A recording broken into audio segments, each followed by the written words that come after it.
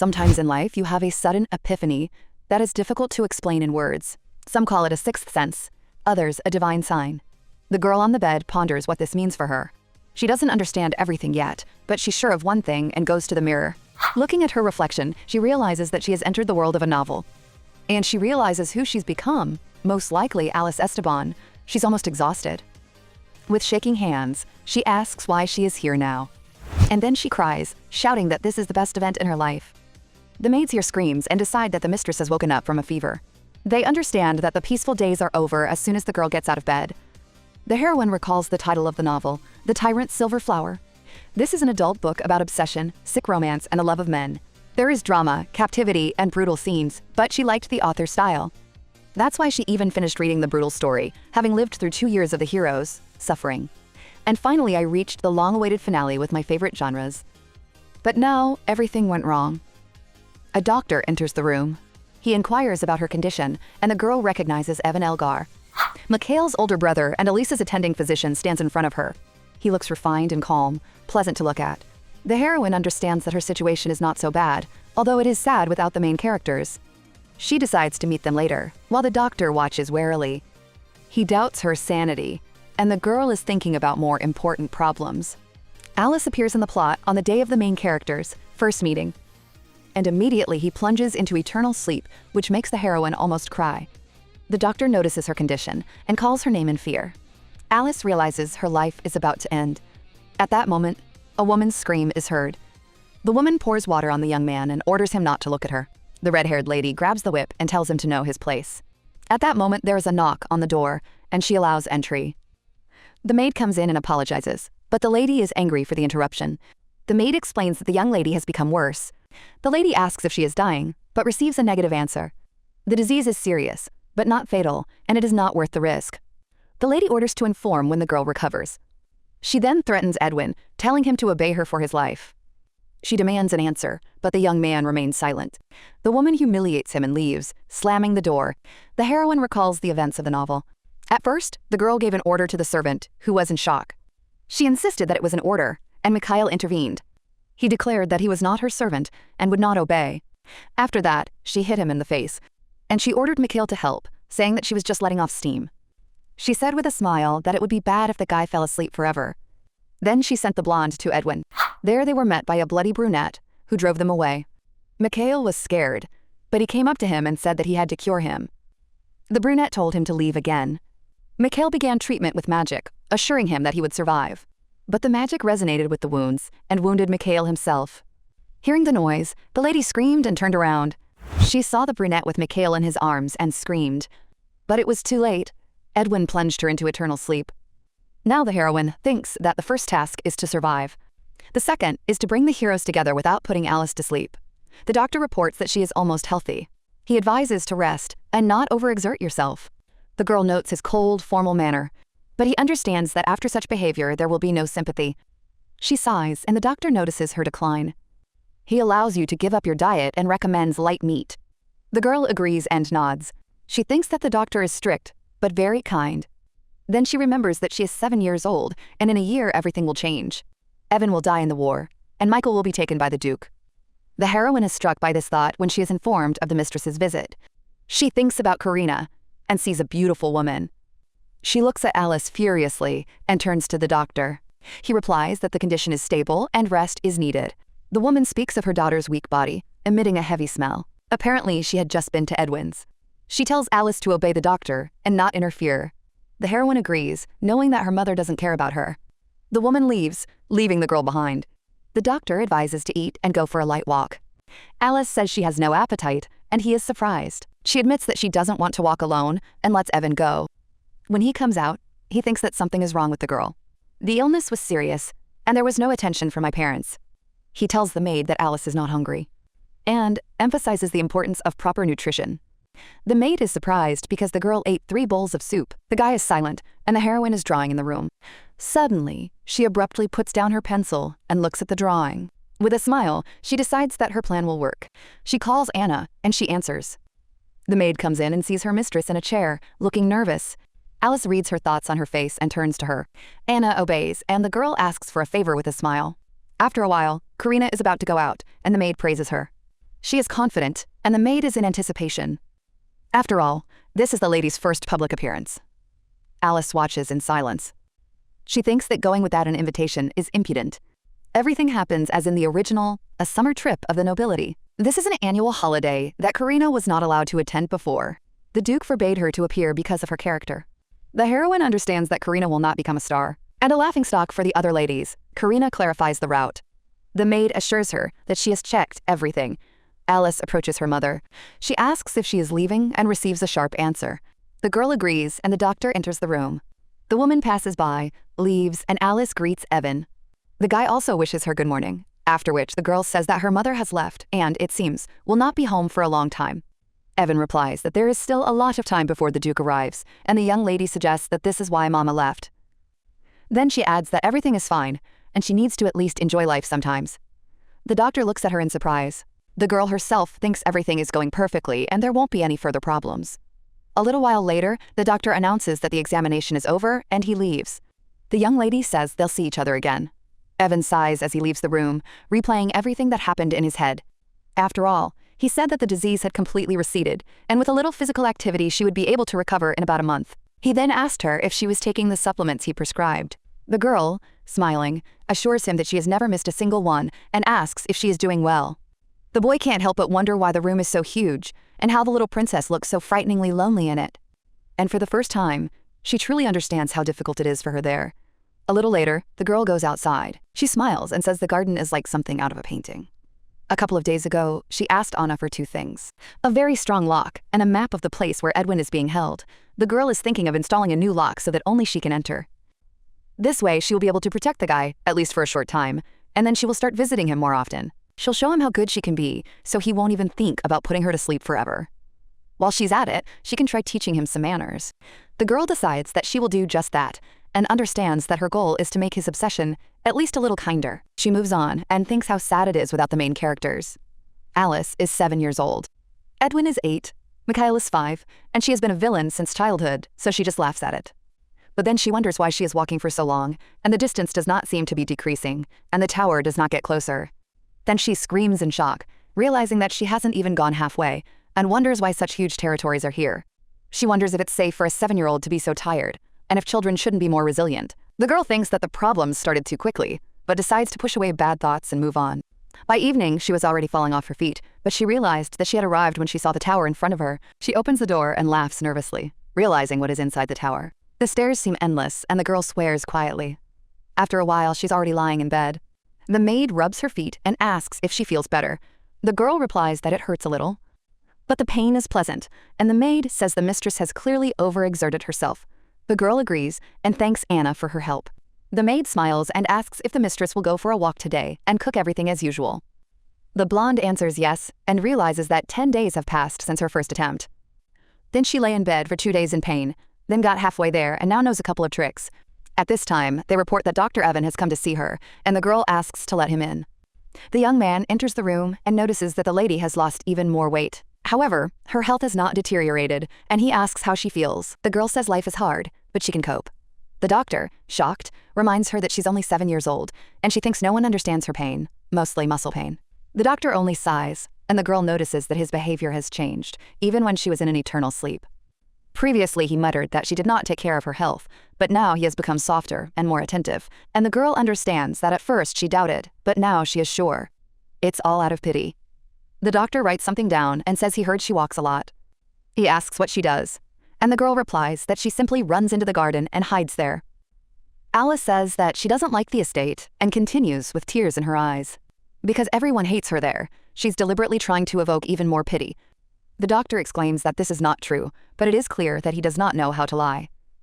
The girl tells him that he himself knows that she is right. She confesses to Edwin how hard it is for her to be alone, not knowing where it will lead, but deciding to take a risk.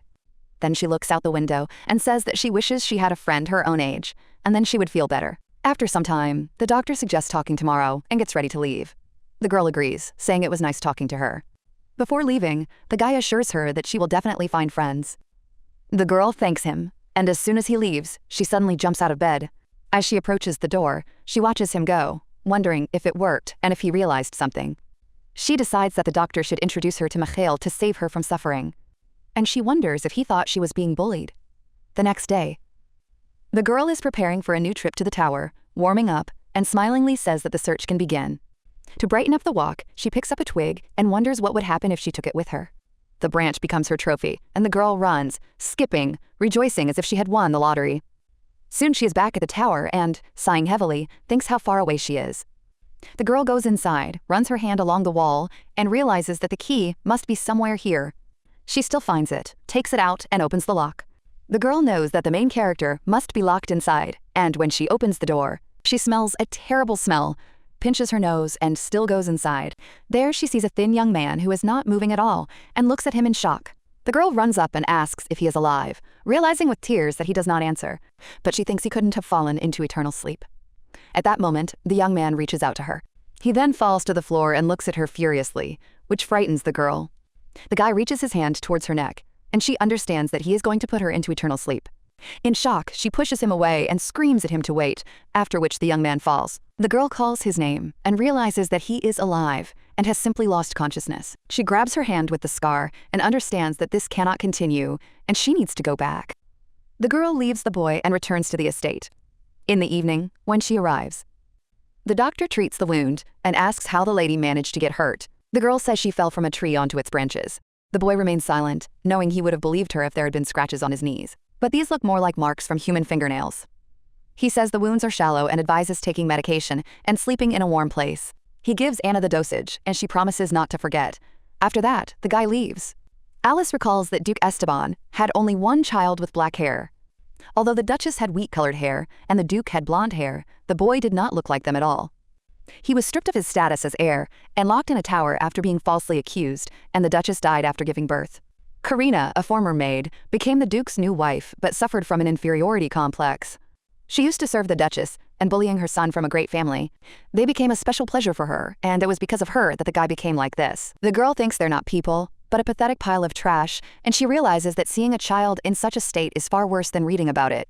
She can't close her eyes anymore. She sincerely hopes that she can help him at least a little. The next day, the young man is still sitting in the tower when he hears footsteps. It turns out to be the main character, and she enters the room with a large backpack. The girl takes out a tray, lays out the food, and then pulls out a stick. She pushes the food towards the boy and asks if he is hungry, saying that there is water, bread, and fruit. The young man remains silent, and the girl says that she has chosen the softest food, and his stomach should be able to handle at least a piece. She then takes out the medication, realizing that she would like to heal him, but she is not sure that she can. The girl asks if she can come closer, but there is silence again in response. She takes a step and notices the guy looking at her angrily. His red eyes startle her, and she turns away, saying she'll be back tomorrow. The next day, she brings a second tray and sees that the first one remains untouched. On the third day, she does the same thing, and on the fourth, she notices that the food has gone bad. The girl cleans it up, and on the fifth day, brings the tray again. On the sixth day, nothing changes, and she sits opposite him, watching him. The guy still doesn't touch the food, and the girl turns to Edwin. She asks him to eat at least a piece, but he is silent, and she thinks about how to quickly bring Michel. The young man looks at her as she sits, immersed in heavy thoughts, and remains silent. At this time, the Duchess returns to the estate, with a beaten maid next to her. The woman suddenly screams, frightening the maid, and furiously shouts about how these pathetic people dared to laugh at her. She reminds her that she is now a duchess, not a maid. The maid asks her to calm down. Karina shouts at her to shut up, because it's impossible to be calm in such a situation. The maid apologizes and says she didn't mean to, and then suggests an idea. She advises to go to the tower, assuring that the lady will feel better there, and Karina orders the coachman to go to the tower. However, after a short time, the Duchess returns to the estate in a rage. The butler greets the lady and begins to talk about the day, but the woman abruptly interrupts him.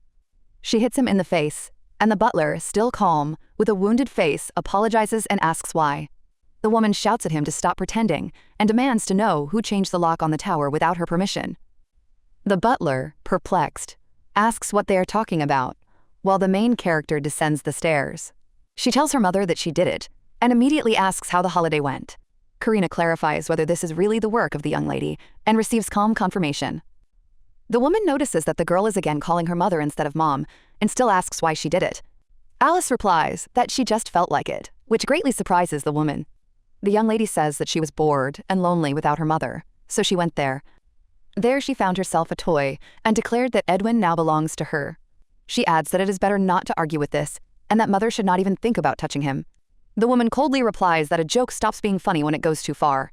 She asks if it has been too long since she punished the girl, and Alice involuntarily becomes frightened. Then Karina demands that he give her the key and stop upsetting her.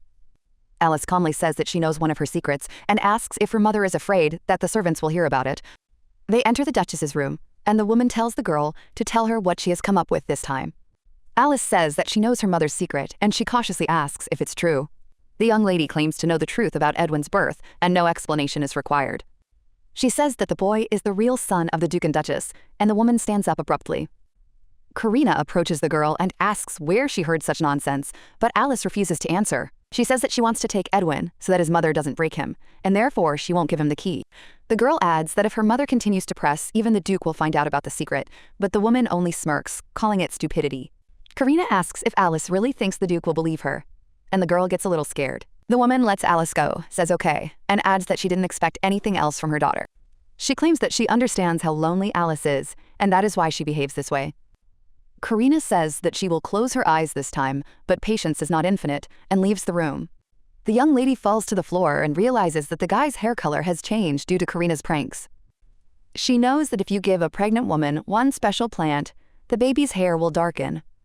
This tea comes from the distant land of Roubaix, and it was this that Karina mixed into the Duchess's drink. She bought the weed in a dark alley for a lot of money, and the side effects were problems with the red liquid clotting. Because of this, complications arose during childbirth, and the Duchess fell into an eternal sleep, and if she had survived, she would have been exiled for treason. Therefore, in the story with Edwin and the Duchess's immersion into eternal sleep, it is Karina who is to blame. Alice can't believe she's become the daughter of such a woman, but she doesn't expect any serious problems for now. She closes her eyes, thinking of Edwin, and hopes to hear his voice tomorrow. She has a dream where she is sitting at the table and asking where the Duke and Mom are and whether no one is coming. The man apologizes and says that the Duke has gone to the Imperial Palace and the lady is busy now. After some time, the servant brings the girl to Edwin and says that the mother devotes almost all her time to this child. He adds that his mother has already fallen into eternal sleep and the blonde is clutching her teddy bear tightly. She throws a toy at the guy and screams who he is and why he is looking at her like that. The girl screams that it would be better if he disappeared and fell into eternal sleep. In the morning, Alice wakes up and sighs heavily, and then goes out into the garden. Remembering the dream, she realizes that it makes no sense and wonders why she only remembered it now. After all, she had already met this guy in childhood, and that day was far from happy. The girl understands that such thoughts can drive her crazy and that everything seemed to have gone wrong from the very beginning. At this moment, someone else comes up to her and asks what is happening to her. It turns out to be a doctor, and upon seeing him, the girl is silent at first, and then says that it is none of his business. Evan is surprised, but suggests taking a walk, as it's better than lying on the ground. Alice replies that she doesn't want to, and that it's too much trouble, suggesting that he not indicate if he doesn't intend to go with her. The boy says he can go with her if she wants, and the young lady stands up. She looks at the doctor in shock, and he embarrassedly says that it's just a walk. Alice immediately rushes to him with hugs, and then returns to her room. She asks Evan to wait there while she gets ready, and he agrees. The guy waits and hears the maids whispering that the girl is going there again. One says that she goes there almost every day, like her mother, and the other asks why the girl carries food. The interlocutor replies that the girl is probably tormenting the guy, eating in front of him and not letting him. Evan wonders who they are talking about, and soon the main character is already walking with him through the garden. He asks where they are going, and the girl understands that he may refuse to go further. She says she wants to see her friend and become friends with him, but it's difficult for now. Because of past problems, she needs his help, and the guy asks what exactly. The girl replies that he will understand everything on the spot, and soon they approach the tower. Opening the door, Alice says that Evan got tired too quickly, and he replies that children her age have more stamina. The girl calls it a stupid excuse and starts climbing the stairs, and he asks if she intends to go all the way to the top. Alice answers yes and asks what confuses him, and the guy asks why. He is shocked to realize that this is the place where Mr. Edwin is locked up and asks if she really wants to be friends with him. Alice confirms this, and Evan says he understood, thinking about how a child could be kept in such a horrible place. He realizes that he didn't even know what conditions Mr. Edwin was in. Alice says that it's better to remain silent from now on, so that she has enough strength to get to the end.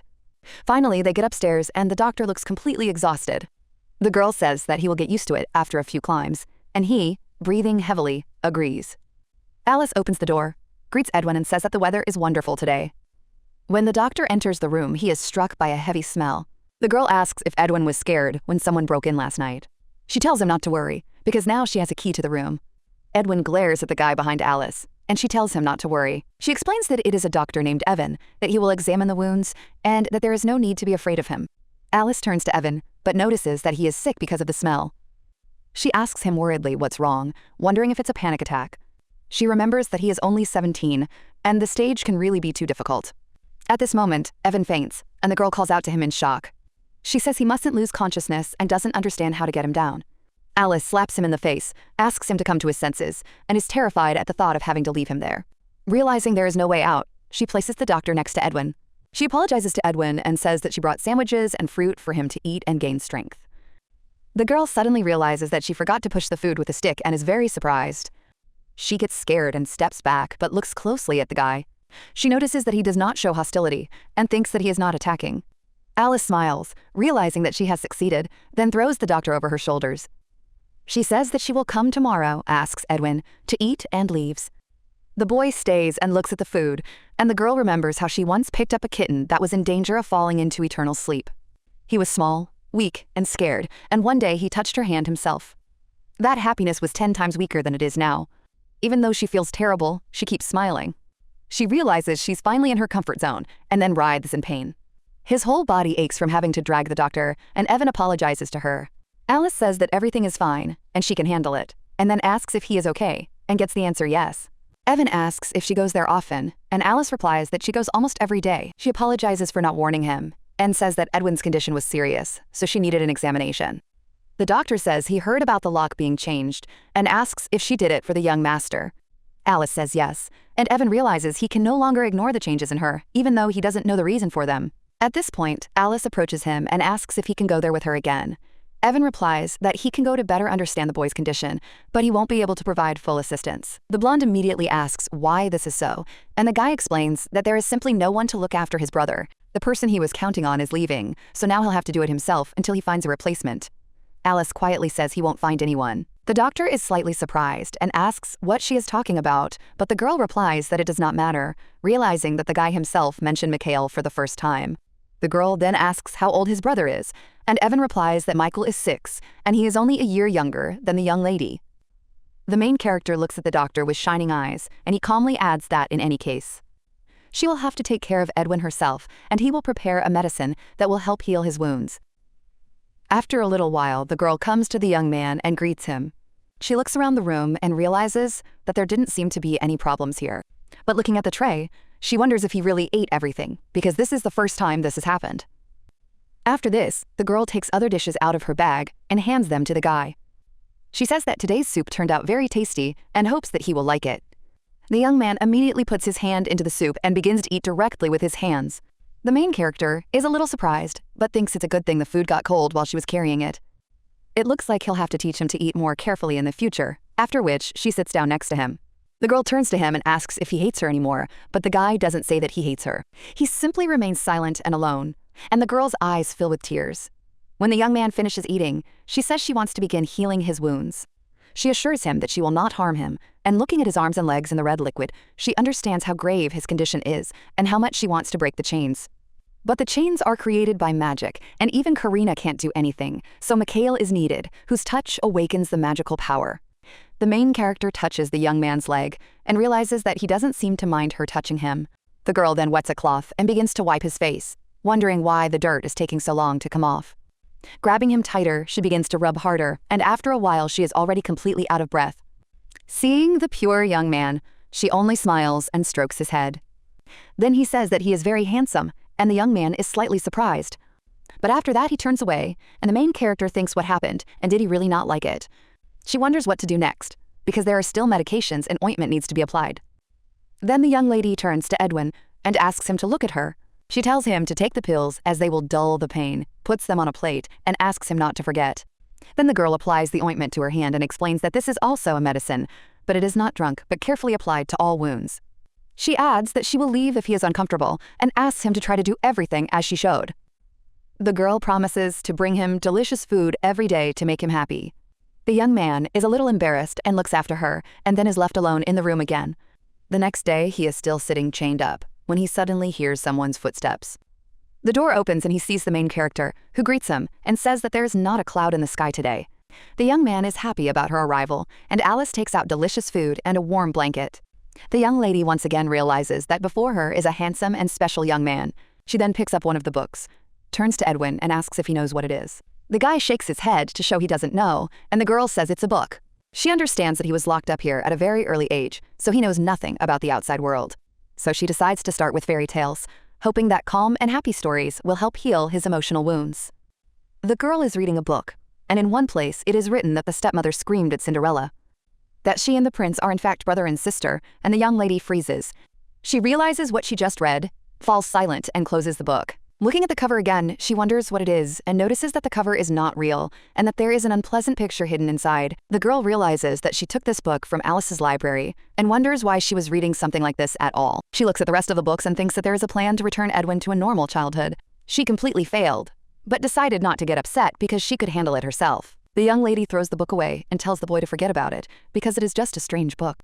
Then she starts to come up with a story that could help him. She begins a story about how a girl and a boy decided to climb a high mountain at night. The girl wonders why they climbed up there and decides that they wanted to pick wild berries at the top. They were best friends, but suddenly a scary tiger appeared in front of them. He said that he was very hungry and that he would have to eat one of them, asking who would be his dinner. The girl tearfully asked him to eat her, but the boy shouted at him not to do it. He said that she had to live, and he couldn't survive his best friend's plunge into eternal sleep.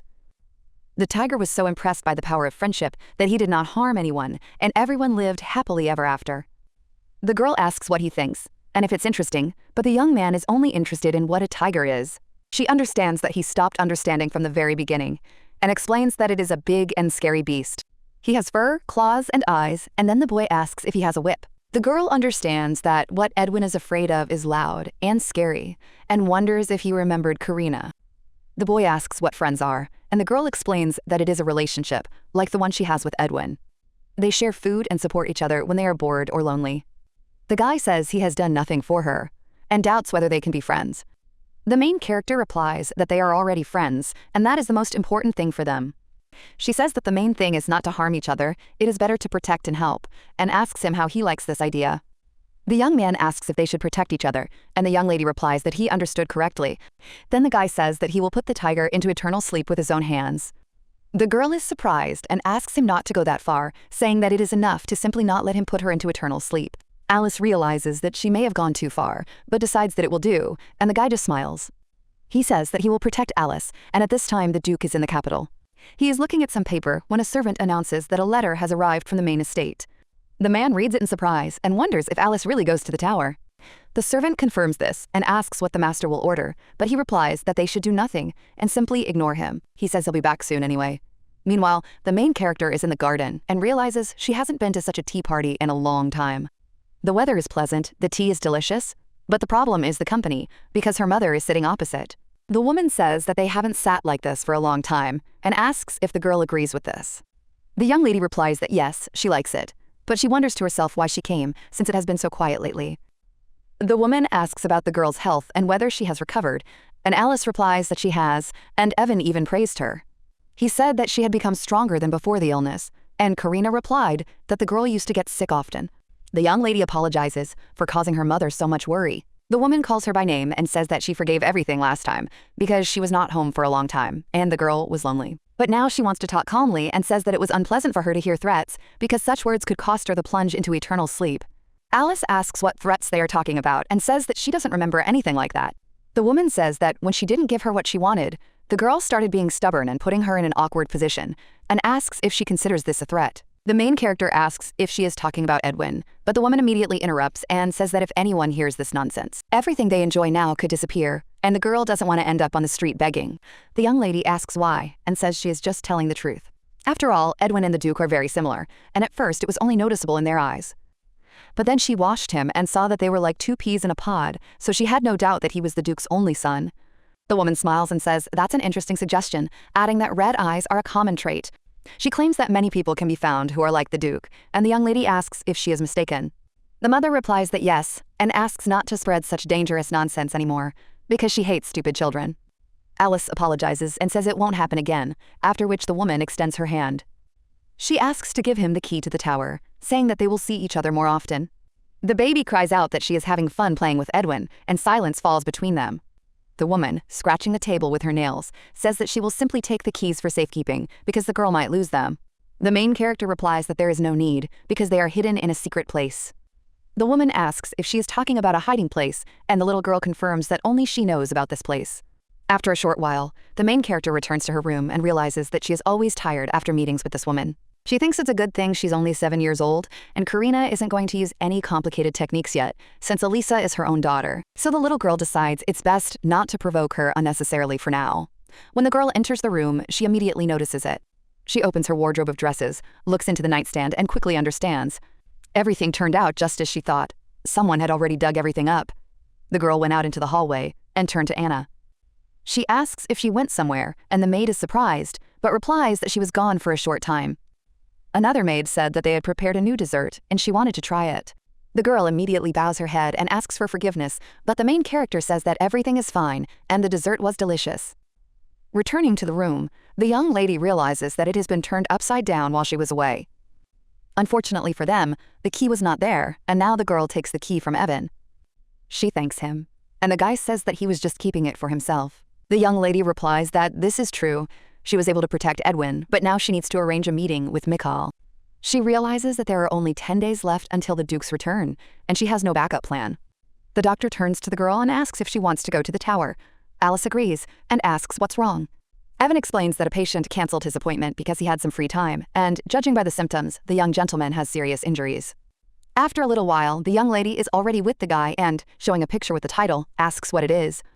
When the young man answers correctly, she asks for her hand, and he obediently does so. The main character hugs him and joyfully exclaims how smart he is, after which she turns to the doctor. She asks if he's feeling better, and Evan replies that he's learning new words, which is progress.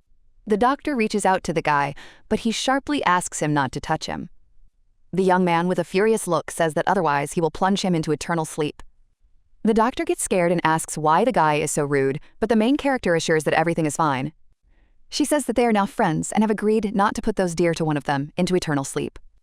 So she turns to Edwin and tells him that she likes Evan, asking him not to put him into eternal sleep. She adds that he's a good man and treated her when she was sick. Mikhail asks if Elisa ever gets sick, and she replies that sometimes. The young man asks if she ever fell into eternal sleep, and the girl replies that no, because Evan did not allow this to happen.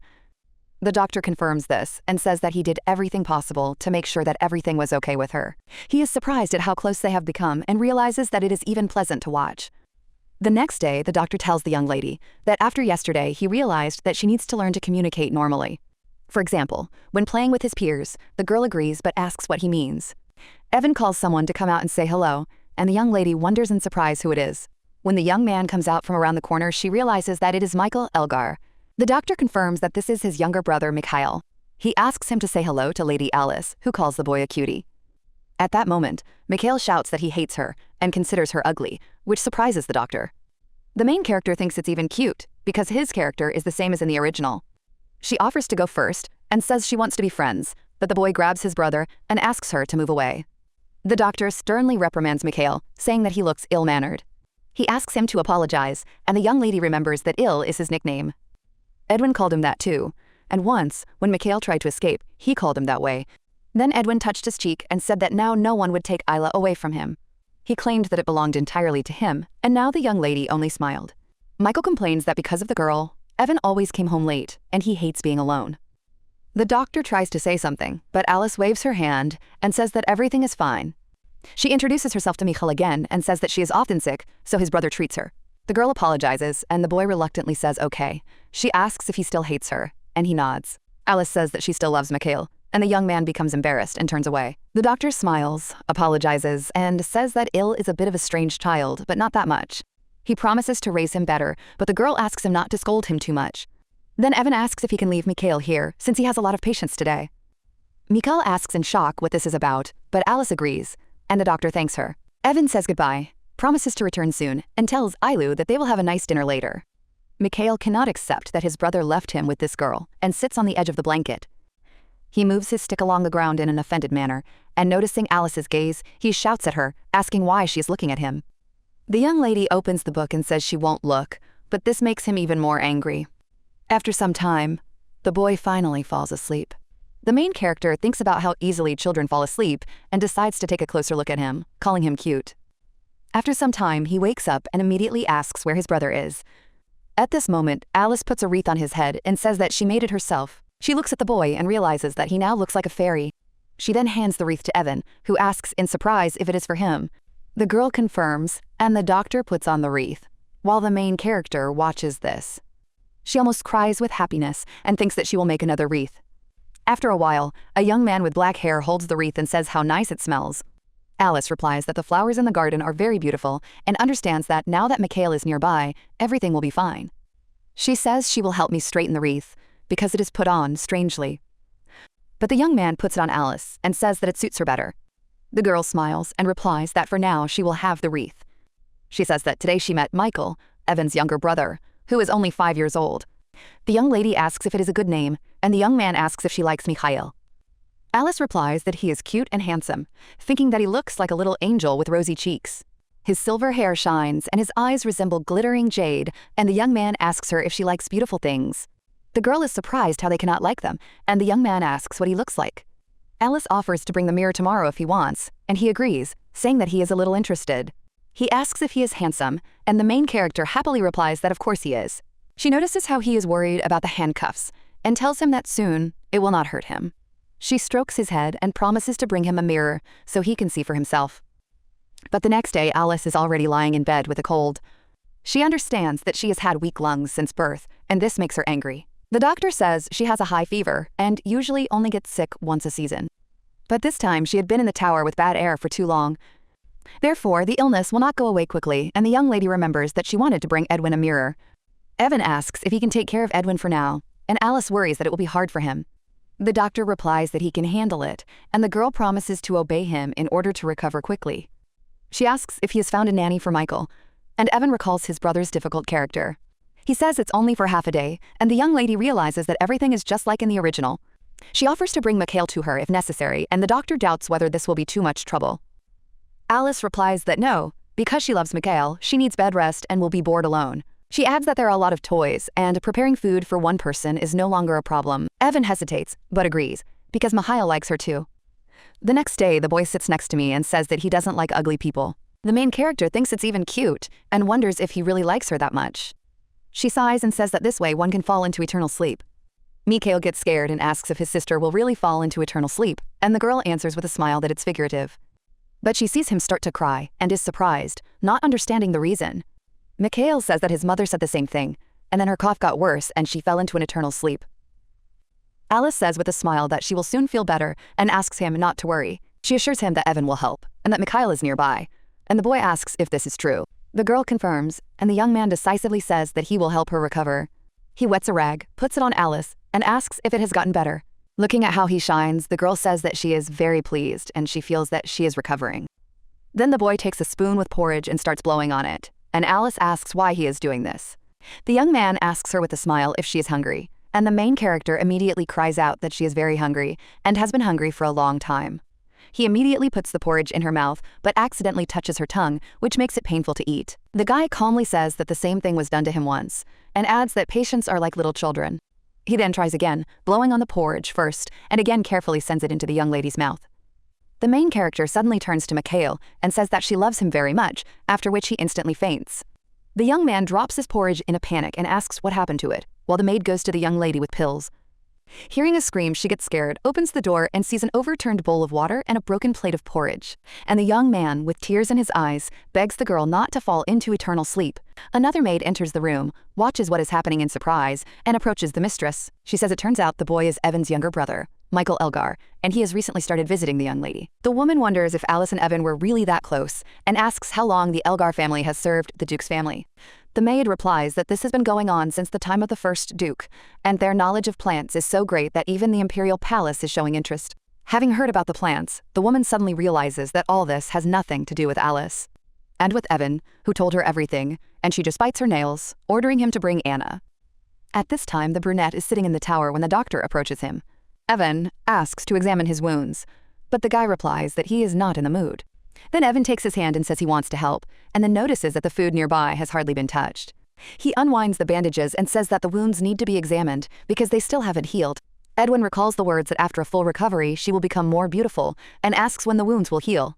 The doctor replies that he is not sure, and it could take more than a month, especially after Lady Alice's explanation. He realized that the boy's symptoms were abnormal, the medications were almost ineffective, and although the ladies stopped coming after the lock was changed, new wounds continued to appear, and the reason was not in the external beatings but inside, as if the bones themselves were cursed. The doctor cannot even imagine how this could happen to the young gentleman. And if he were stronger, he could help. But the young man meanwhile asks when Alice will come. Evan looks at him in surprise and says that she has almost recovered, but she will not be able to come often anymore. It's hard for her to breathe in this place, and the main character is sleeping and seeing a strange dream where she lies in a puddle of red liquid. She feels pain and, turning around, sees the servants and her mother, who are standing motionless and seem not to understand what has happened.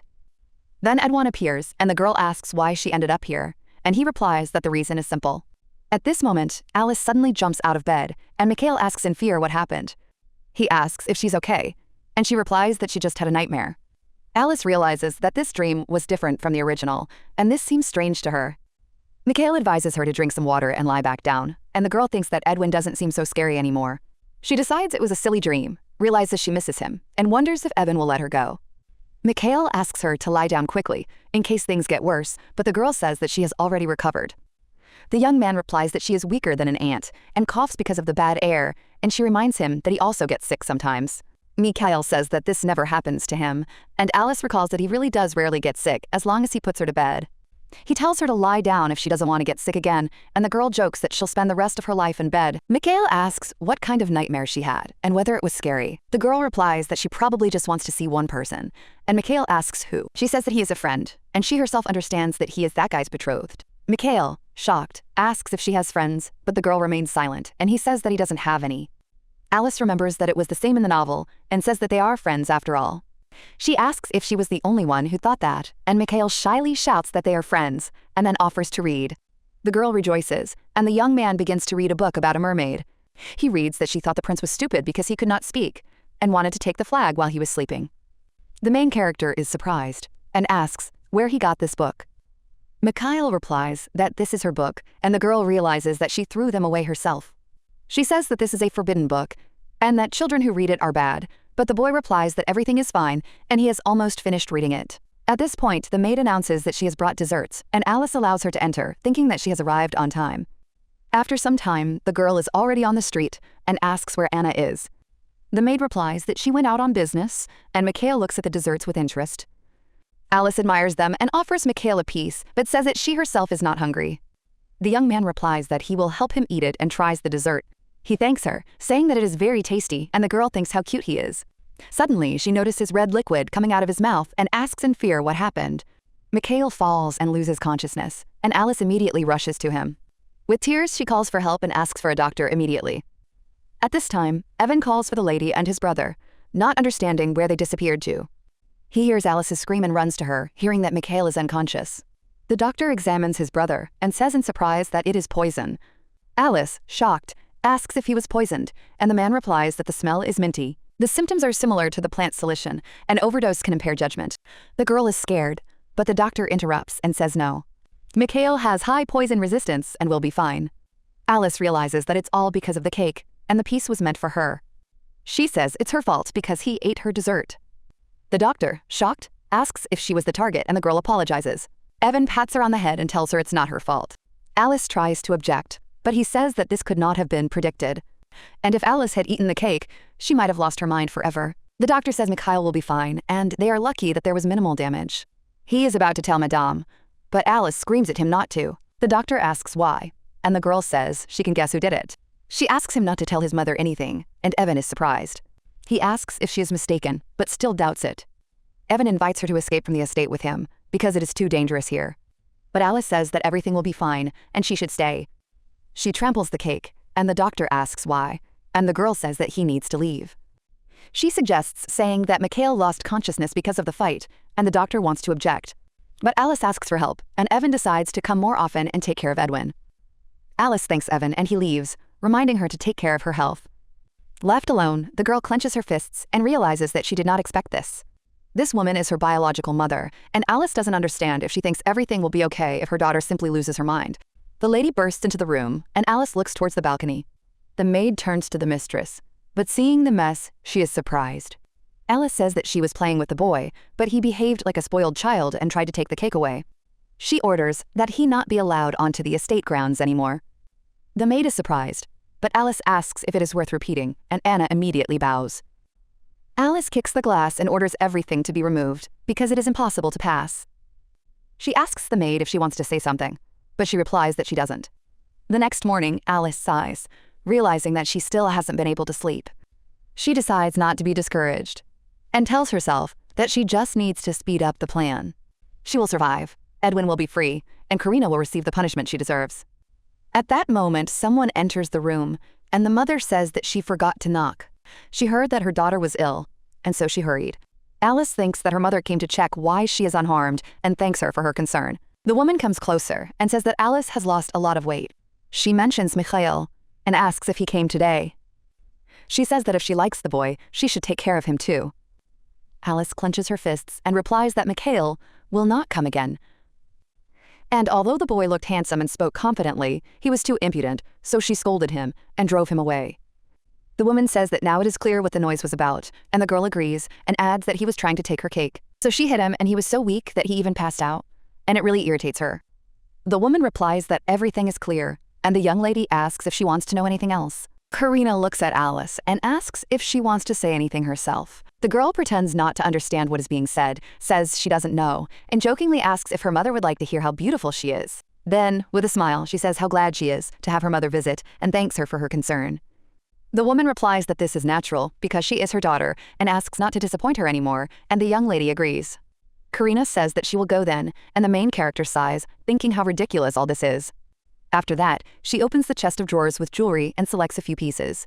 Alice takes one of the rings, realizing that it will fit, and calls Anna into the room. The maid comes in, and Alice asks if her brother's funeral went well, and Anna answers in the affirmative and thanks her for her help.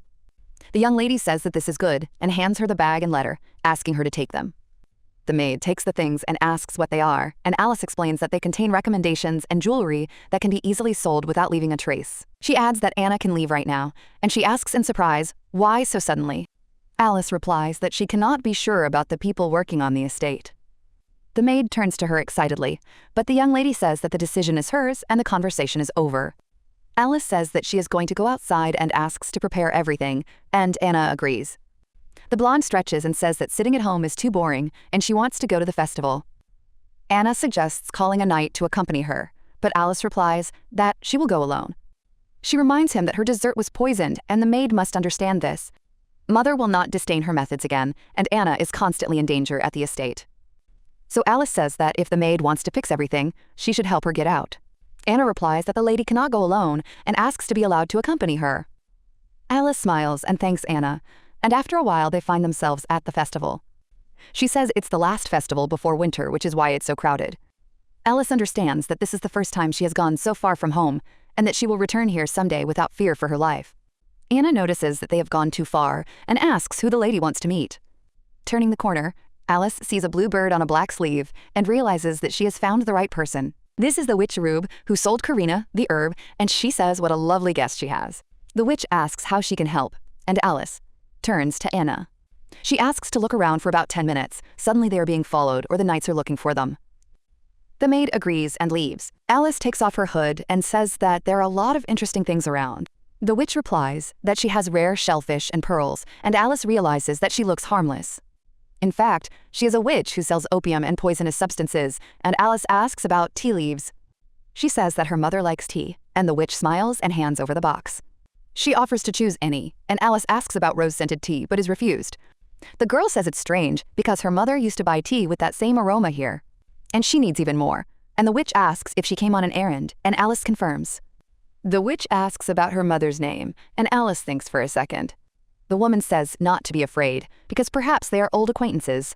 Alice understands that Stella does not work with those who hide their identity. This is a protection, because the goods are dangerous, and the buyers are mainly from the upper class. Even the emperor, and Alice says that they really can be friends, offering to say the name in a whisper. She whispers the name and asks if it is beautiful, and the witch agrees. But she adds that she likes the girl's name better, and Alice is surprised. The witch gives a bag of tea, Alice smells a rose and asks for a glass of water. The woman puts down the glass, and Alice notices that it is empty. The witch uses magic and fills it, surprising the girl. She laughs and asks if this is the first time Alice has seen magic. Alice drops the tea into the water, and when she blushes, she realizes it is Roubaix. She holds out the ring and asks if that is enough, and the witch agrees. But, accepting the ring, she grabs Alice's hand. When the girl breaks free, a silhouette of a butterfly appears on her hand, and she asks what it is. The witch smiles, calling it a gift, and Alice asks to erase the sign.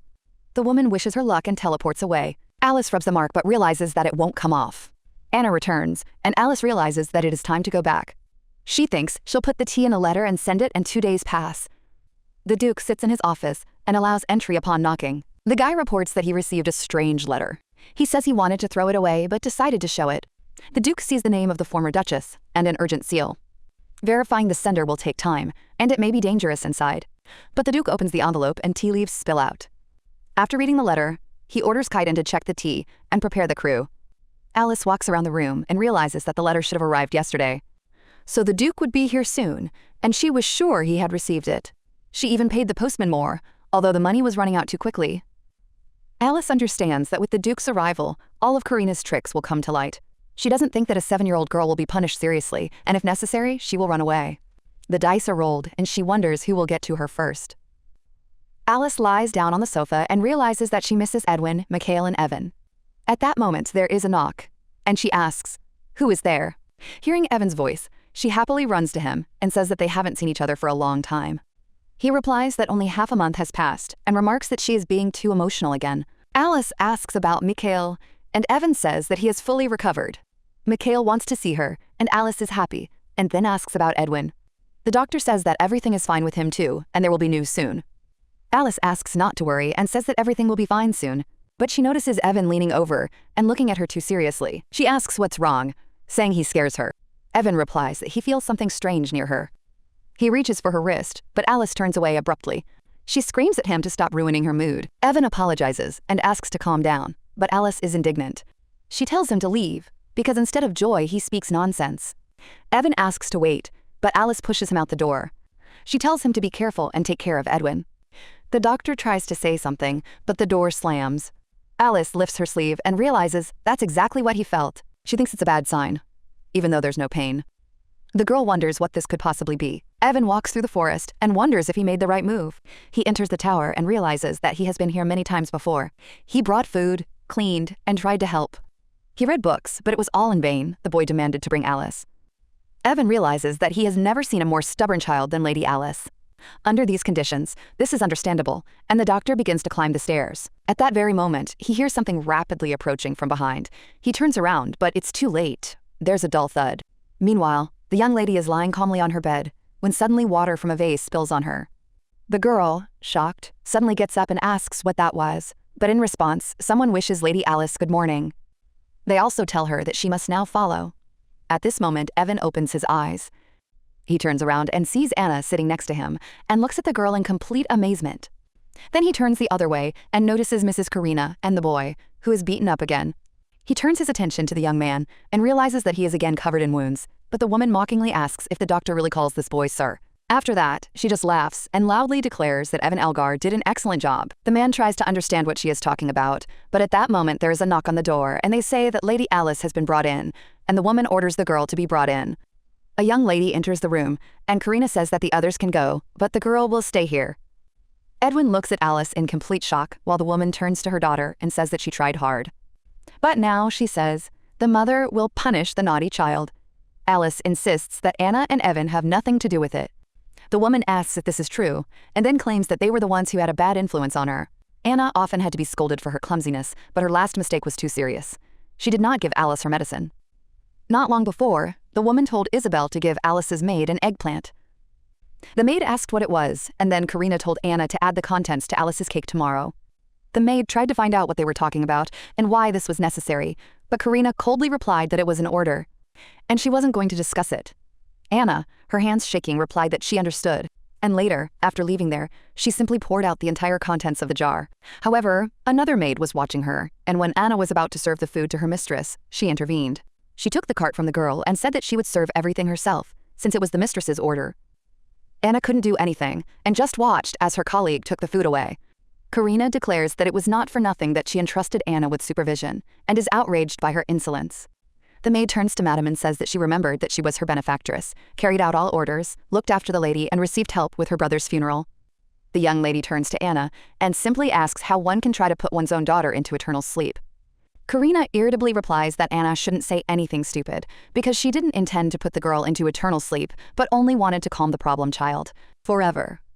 The maid realizes the woman has completely lost her mind, while Karina approaches the doctor. She knocks him to the floor and steps on him, and the main character screams, asking her to stop, because Evan did nothing wrong. Karina states that Alice does not understand anything, because the doctor decided that Edwin is the Duke's biological son. But no one gave him the right to interfere in the affairs of someone else's family, and at that moment, the girl does not understand what the woman is talking about. Karina asks if he was really looking for evidence, since with his stupidity, he only provoked her daughter. She shouts at him if he thought he had found the key to success and wanted to get a high position with the Duke, and then declares that he should not even dare dream about it. She says he's a useless swindler, no use to anyone. After that, the woman turns to the maid. She orders the jar to be brought, and the maid obediently hands it to her mistress. Karina grabs the doctor by the hair, lifts his head, and says that he will never get out of here. She then orders the girl to watch carefully, as this is her punishment for disobedience, and declares that the two will fall into eternal sleep. At that very moment, the main character grabs her mother by the hand and screams at her not to do it. She says that she understood everything herself, but her mother doesn't believe her, and now it's too late. The girl claims that she sent evidence to the Duke, and that punishment cannot be avoided. The woman suddenly grabs the young lady's hand and notices the silhouette of a butterfly on her wrist. The young man watches as Alice is beaten, and only clenches his fists tightly. Karina asks if the girl has actually met Stella and becomes furious. She screams how the girl could have gotten there and why some child is constantly bothering her. Alice asks to let her go, but the woman declares that the girl must also fall into eternal sleep. At that moment, Edwin breaks the shackles that have bound him for so long and rushes towards Karina. He attacks her and begins to strangle her, while the main character, the doctor and Anna, watch in horror. Karina's maid looks in shock at her mistress, who is now being strangled by a boy. She runs out of the room screaming, calling him a monster, and Edwin approaches the young lady. He leans on her, and the main character asks what happened, and the guy apologizes. He says that she was harmed, but the girl replies that it is not his fault. Edwin admits that he should have broken the chains earlier and wanted to protect her. He apologizes again, and the young lady notices that he is breathing strangely. The young man begins to lose strength and falls, and the girl calls for him in panic. She touches his face and realizes that he has a high fever, as she expected.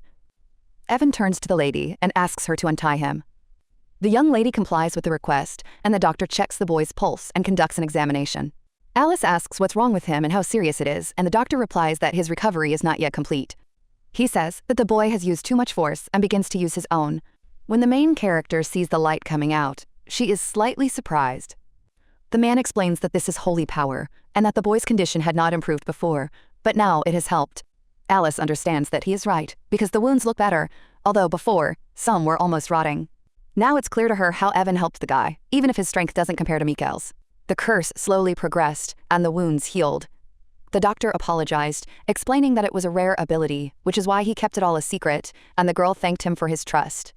Anna asks what they should do now, and the young lady is about to answer. But at that moment, she notices that the Duke has entered the room, and asks what happened here. The young lady looks at him in shock, and the Duke sees Karina lying on the floor. He also notices a restrained youth with a high fever, and orders Kaiden to confine everyone. After some time, the main character sneezes and realizes that 2 days have already passed. Duke Esteban looks frightening up close, and she doesn't immediately realize that he is her father. She wonders if this means he's realized Edwin is his biological son, since he now looks like a miniature version of the Duke. The girl thinks about how Evan and Anna are doing, realizes that she is cold, hungry, and wants to take a bath. She also realizes that she could be starved to death, and that Karina's crimes have been exposed. Then, what's the point of saving her daughter's life, if she's still connected to this woman? The young lady hears footsteps outside the door and gets up. The knight comes in and orders the girl to follow him, and she obeys.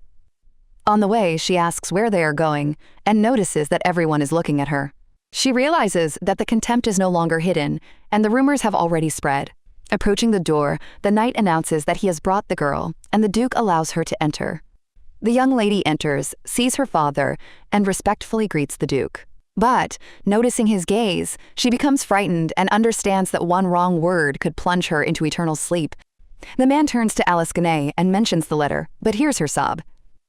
He looks at her in surprise, and the girl, all in tears, turns to the Duke. She asks for at least a little food, admitting that she is very hungry, and decides to pretend to be weak in order to survive. The Duke is irritated by how noisy it is and asks what the bag of leaves is. The girl replies that they are tea leaves, and he says she guessed right, ordering him to bring something sweet. The young lady thanks him, realizing that he is trying to find out if she knows anything about the letter, and decides to be meek. She remembers the side effects and wonders if they are really going to give this to a 7-year-old girl. The man asks what happened in the tower a few days ago. The girl says that Isabel, her mother's maid, took her there suddenly and was very angry upon arrival. She insulted Evan, beat Alice, and then Edwin couldn't take it anymore and attacked her. The Duke asks what exactly the mother said, but the girl replies that everything happened too quickly and terribly. Then she asks where her mother and Edwin are, because he almost strangled her. The man replies that he was told she wanted to use the tower to torture the boy. The girl screams that she didn't do anything wrong, she was just lonely, and wanted to make friends. She says that she was often ill, especially when the Duke was absent and there was nothing to do. And this guy was the only child her age nearby, and the Duke notes this. He says that she has had a hard time and offers her some tea to calm down. The girl thanks him and understands that she has no choice and will have to drink. If he realizes that she sent the letter, everything will become even more dangerous. And until she knows whether Karina survived, it's too risky to speak blindly. The Duke watches closely as the girl takes a cup of tea and slowly brings it to her lips. At that moment, he calls her by her first and last name, and the young lady realizes that this is the last name they used before entering this house. The man coldly says that she should not try to deceive him, and the girl swears that she is telling only the truth. After this, the Duke turns around and says that everything is fine and she can go. Alice doesn't understand what they're talking about, but the Duke explains that she's free, and if necessary, they'll come for her, but the rest of the time, she should stay out of his sight. Unless, of course, she wants to end up like her mother. After that, the young lady returns to her room. She immediately sneezes and understands that, although she has recently recovered, she needs to ask for medicine before it gets worse. The girl pulls the door handle and apologizes, but notices that the room is locked. The young lady wonders with irritation whether the Duke really locks up everyone he meets. Meanwhile, the doctor sits next to the young man. He understands that the curse has disappeared, but the wounds have not yet completely healed, and the guy's regeneration is amazing. The same cannot be said about Lady Alice, about whom the doctor cannot stop worrying. The Duke enters the room, and the boy greets him. The man approaches Edwin. The doctor explains that the young gentleman is still sleeping. He is severely malnourished, but with good care he will quickly recover. The blonde remarks that he has heard about the doctor's concern and knows that such wounds cannot be cured with conventional means. He asks with interest what the boy did, and the doctor understands that the Duke already knows the cause of the wounds. Then he replies that he has prepared a special ointment and has carried out a thorough disinfection. The Duke asks if this is all, and the doctor confirms, adding that he developed the remedy himself. He offers to write down the recipe if the Duke needs it, but the Duke only smiles calmly. The man thanks him for his help and asks if the doctor has any request. He asks permission to see Lady Alice, saying that helping Edwin was not only his merit. The Duke asks what he means, and Evan replies that he will explain everything if he can see her. After this, the Duke stands up and, heading towards the door, orders the doctor to follow him. Evan agrees, and after some time, the main character is riding in a carriage. At this time, the Duke stands in front of the door of his daughter's room. He asks in shock if the girl is really not there, and the servant replies that he accompanied her in the morning and was on duty at the door the whole time. So it seems she escaped through the window, and the Duke can't believe why she did such a stupid thing. At that moment, a servant runs up to him and tells him that trouble has happened and an urgent message has arrived. He says that Lady Alice has left the palace, and the Duke, shocked, asks again what this means. That same morning, the girl approached the guards, but they told her to stop, as leaving was prohibited. The young lady replied that she was exiled, which greatly surprised the men. With tears in her eyes, she said that she did not want to become like her mother, and she was ordered to leave immediately. The knight opened the gate, and the girls simply walked away. One of them remembered his daughter. He realized that she was the same age as this girl, and yet he thought that this time the Duke had been too cruel. Even despite the child's character and her misdeeds, the knight offered her a ride in the carriage if she was heading that way. He warned that this was a carriage for commoners, and it was uncomfortable, but better than walking. The girl smiled and thanked him, and at this point the servant ends his story. The doctor is surprised and says that the child left all alone. The Duke orders an immediate search. Meanwhile, the young lady recalls the plot of the novel. She thinks about Mikhail, who wanted to escape from the cruel man and regain his freedom. It was an opportunity to buy time, and Mikhail managed to get out. Hayden Island was remote and little known, the perfect place to live in the shadows. He was helped by the villagers, and over time his body and mind began to heal. But one day, the entire village was burned to the ground. Edwin approached Mikhail and said that everything was useless because everyone had already plunged into eternal sleep. Only the two of them remained alive, and he reminded them that Mikhail had no one else. Now the young lady is sitting in a cheap eatery and writing something down. She mentions Felisa from the bakery, the blacksmith Malone's family, and Adele from the fruit shop. They were all kind people, and if she pretended to be a poor child, someone would definitely take her in. So the girl thinks about how to get people out before Edwin appears. She takes out a ticket and reads that Hayden is considered a background location in the second half of the story. The girl understands that she must go there now because she cannot live in the palace. She needs to stay there, at least until she grows up, and then she notices a boat. Approaching her, she realizes that Edwin has been freed, but Evan is in no hurry, and she needs to find the letter left behind. Anna was reportedly given a probationary period following the investigation and will soon return to work. The girl realizes that she left Evan a letter, and if he reads it, someone will be able to avoid falling into eternal sleep on the battlefield. She hears the ship arriving and heads towards it, wondering if she did the right thing. She remembers the boy who promised to protect her and feels how much she misses him. But the girl decides not to doubt, gets in line, and notices that it is very long. Suddenly, she hears whispers about knights and realizes that someone has committed a serious crime. All passengers are thoroughly searched to ensure that criminals do not board the ship. The main character realizes that these are Esteban's men, and one of the knights approaches her. He asks her name, and she gives her name as Anne Hathaway, deciding to say anything. The man removes her hood and sees blue eyes and slightly curly blonde hair that matches the description.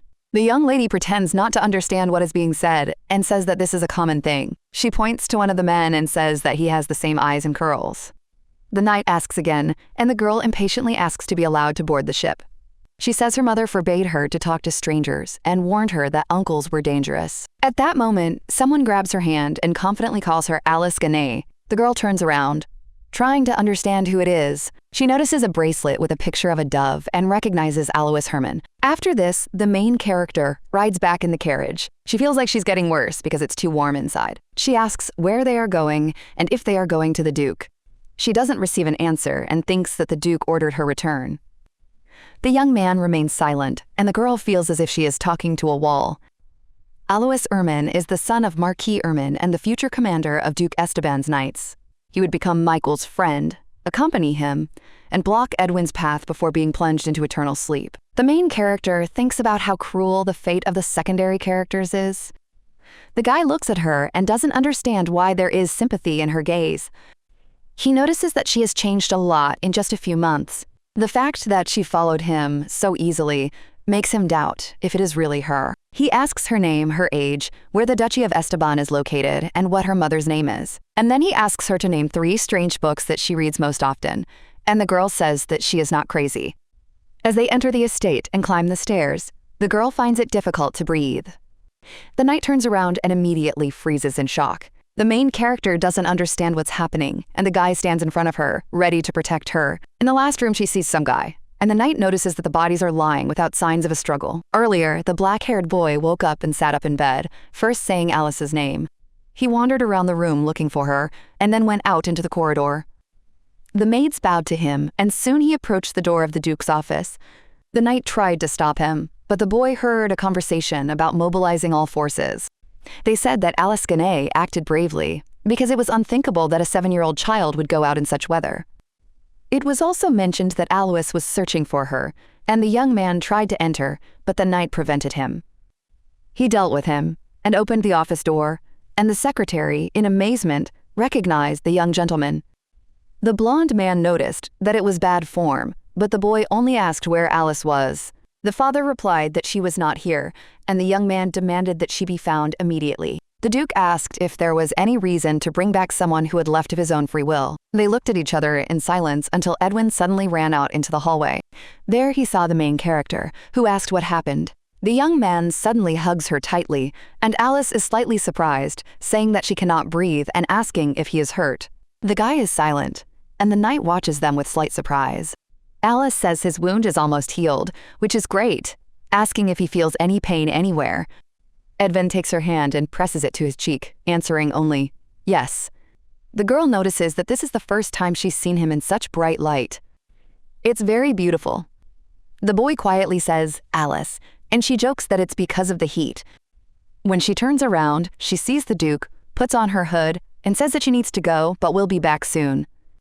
Edwin is worried and turns to her, but Alice assures him that if he continues, she will not be able to resist. At this point, the Duke turns to her, ordering her to stand and asking who left the mansion without permission. Alice asks by what right he has to dispose of her, since first he locked her up and then ordered her to come back.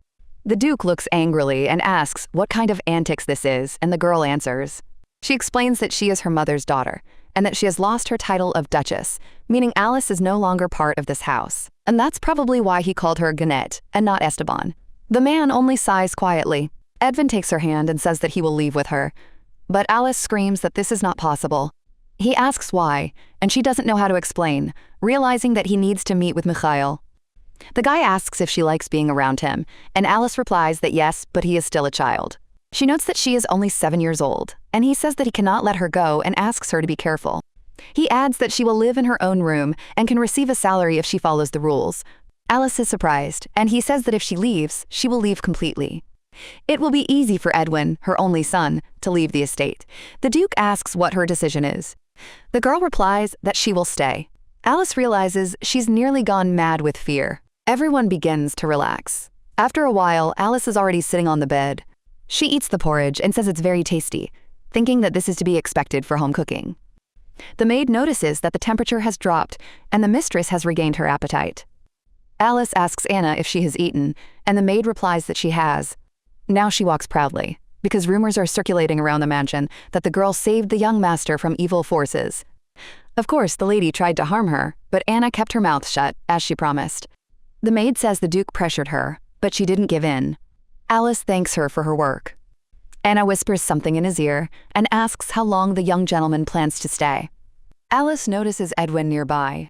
He looks sternly at the maid, who becomes alarmed. The girl asks if he wants to go outside for some fresh air. He replies no and crawls towards her. He lifts the blanket and says that if she doesn't want to see him, he'll crawl under it. Alice is shocked, but reassures him that everything is fine. Edwin sits back down, and Alice realizes that much still seems strange to him after the tower, and he wants to stay in familiar surroundings. Alice turns to Anna and asks for meat, but the maid reminds her that she doesn't usually eat it. The girl says that everything is fine and that she can give the soup with a large piece of meat to make it easier to digest. At this point, someone says that this can't be done, and it turns out that it's Edwin. He puts the suitcase on a chair and forbids eating meat soup until the temperature goes down. The maid promises to bring a new towel. The doctor examines Alice, noticing a slight fever and a swollen throat. He prohibits going outside and prescribes bed rest with light food. Alice asks Edwin if he is very angry. She looks at him with puppy dog eyes and asks if he will talk to her now. Edwin clenches his fist, stands up, and asks angrily if the madness is in her head. He screams about how an 8-year-old child can leave the house in such cold, and what would happen if she was kidnapped. He adds that if she has nowhere to go, he will always be welcome, and asks if he seems heartless. Alice admits that she did the wrong thing and promises to run to Evan's house next time. Evan sighs and says he was terribly worried and is glad she's back. In the evening, Alice is getting ready for bed and asks Edwin to leave the room and rest. He asks why she keeps pushing him away. Evan thinks that by leaving, he can always be with her, but she only drives him away. She leaves him alone, and the young man asks if she hates him. Alice is shocked that he talks about hatred and assures him that Edwin is good, asking if he will leave. The girl says she's not going anywhere. Edwin remains silent and bows his head slightly. Seeing his frustration, Alice sighs and points to the seat next to her for him to sit on. He says that it would be better for them to sleep together, because the place where he was sitting was clearly uncomfortable. Edwin does just that, lying down next to her. Alice thinks how cute it looks. She notices that this is probably the first time he has felt so comfortable lying down. The young man closes his eyes, and the girl understands that it is a little difficult for him. She thinks that if he meets Mikhail, he will cling to him, and she needs to explain in advance how to behave. Alice's mother sits in a dark room and bites her nails, wondering what's going on. She thinks about how Alice met the witch and what kind of letter she received. The woman is angry and does not understand why she is not executed. Someone enters the room. She sees Dietrich and falls to her knees, screaming that she didn't know. She claims she has no idea what the letter is, but the man says, it's not who sent it that matters, but its contents. The trial is coming soon, and the woman should bow her head. She screams in shock that he knows the child is his. The man confirms that he knows and says the punishment will be severe, since the reason for the trial is the poisoning and immersion into eternal sleep of the first Duchess. The woman was a commoner, so she would be accused of putting a noble person into eternal sleep. She awaits execution. The woman grabs the Duke by the clothes, begging for salvation. She tries to say something, but the Duke does not react, and the woman bursts into tears. She says she is Alice's mother, but the Duke calls her Karina Gannett and asks if she truly longs to be plunged into eternal sleep. He adds that he hates being told twice. The trial will only take place on the case of plunging into eternal sleep, and this may save her. A week after her escape, Alice eats meat and realizes that her cold has gone away thanks to rest. Evan let her eat steak, and Edwin sits quietly in her room. When night falls, the guy moves into his bedroom after completing the renovation. Alice asks if he remembered the way, and Edwin answers in the affirmative. The butler shows the room, says that the renovation is complete, and invites you to contact him with any questions. The servant opens the door, and Alice is surprised by the luxurious interior. Sitting on the bed, the girl notices that it is soft, and the guy says that he will sleep well. Alice asks if he remembers her instructions, and Edwin confirms. Wash every day, change dirty clothes, don't eat spoiled food, report pain, study hard, don't break things, and don't put people into eternal sleep without permission. The guy asks if it is possible to put Alice's offenders into eternal sleep, and she answers with surprise that no. Edwin asks Alice not to leave, staying with him, and the girl smiles that he has learned the rules well. One of the servants suggests going to the chambers. Alice agrees and says that it's time. She says good night to Edwin, and he is left alone in the room. After a while, he gets up, takes his cape, and sits on the floor, realizing that he doesn't want to sleep in a soft bed. Alice digs in the ground outside and finds a chest. She realizes she has finally found him and takes out the letter she left for Evan before escaping. Since she decided to stay, the letter needs to be destroyed so Evan doesn't find out. It's good that he didn't find it, but Alice must warn him of future dangers. In the original, the Duke sent Edwin to the battlefield before winter and brought Michael to the palace. Alice understands that it is necessary to prevent the outbreak of hostilities and thinks about how to avoid future events. Edwin approaches her, and she asks if he has finished the lesson and what he has learned. The guy replies that he studied the history of the Empire. Alice is surprised that he can handle such difficult subjects, and says that her friend is cool. In recent days, Edwin has been learning from both theorists and practitioners who have tested his skills. All his teachers and mentors called him a genius. His abilities commanded respect and admiration from everyone. Edwin was a quick learner and demonstrated outstanding results in everything he did. Alice notes that he mastered fencing with just one glance and learned the alphabet with the same incredible speed, so his level is slightly above average in almost everything. Now the young lady just looks at the guy and calmly asks what's wrong. She also asks if he should go back to class, but the guy says it's too cold there and suggests going back.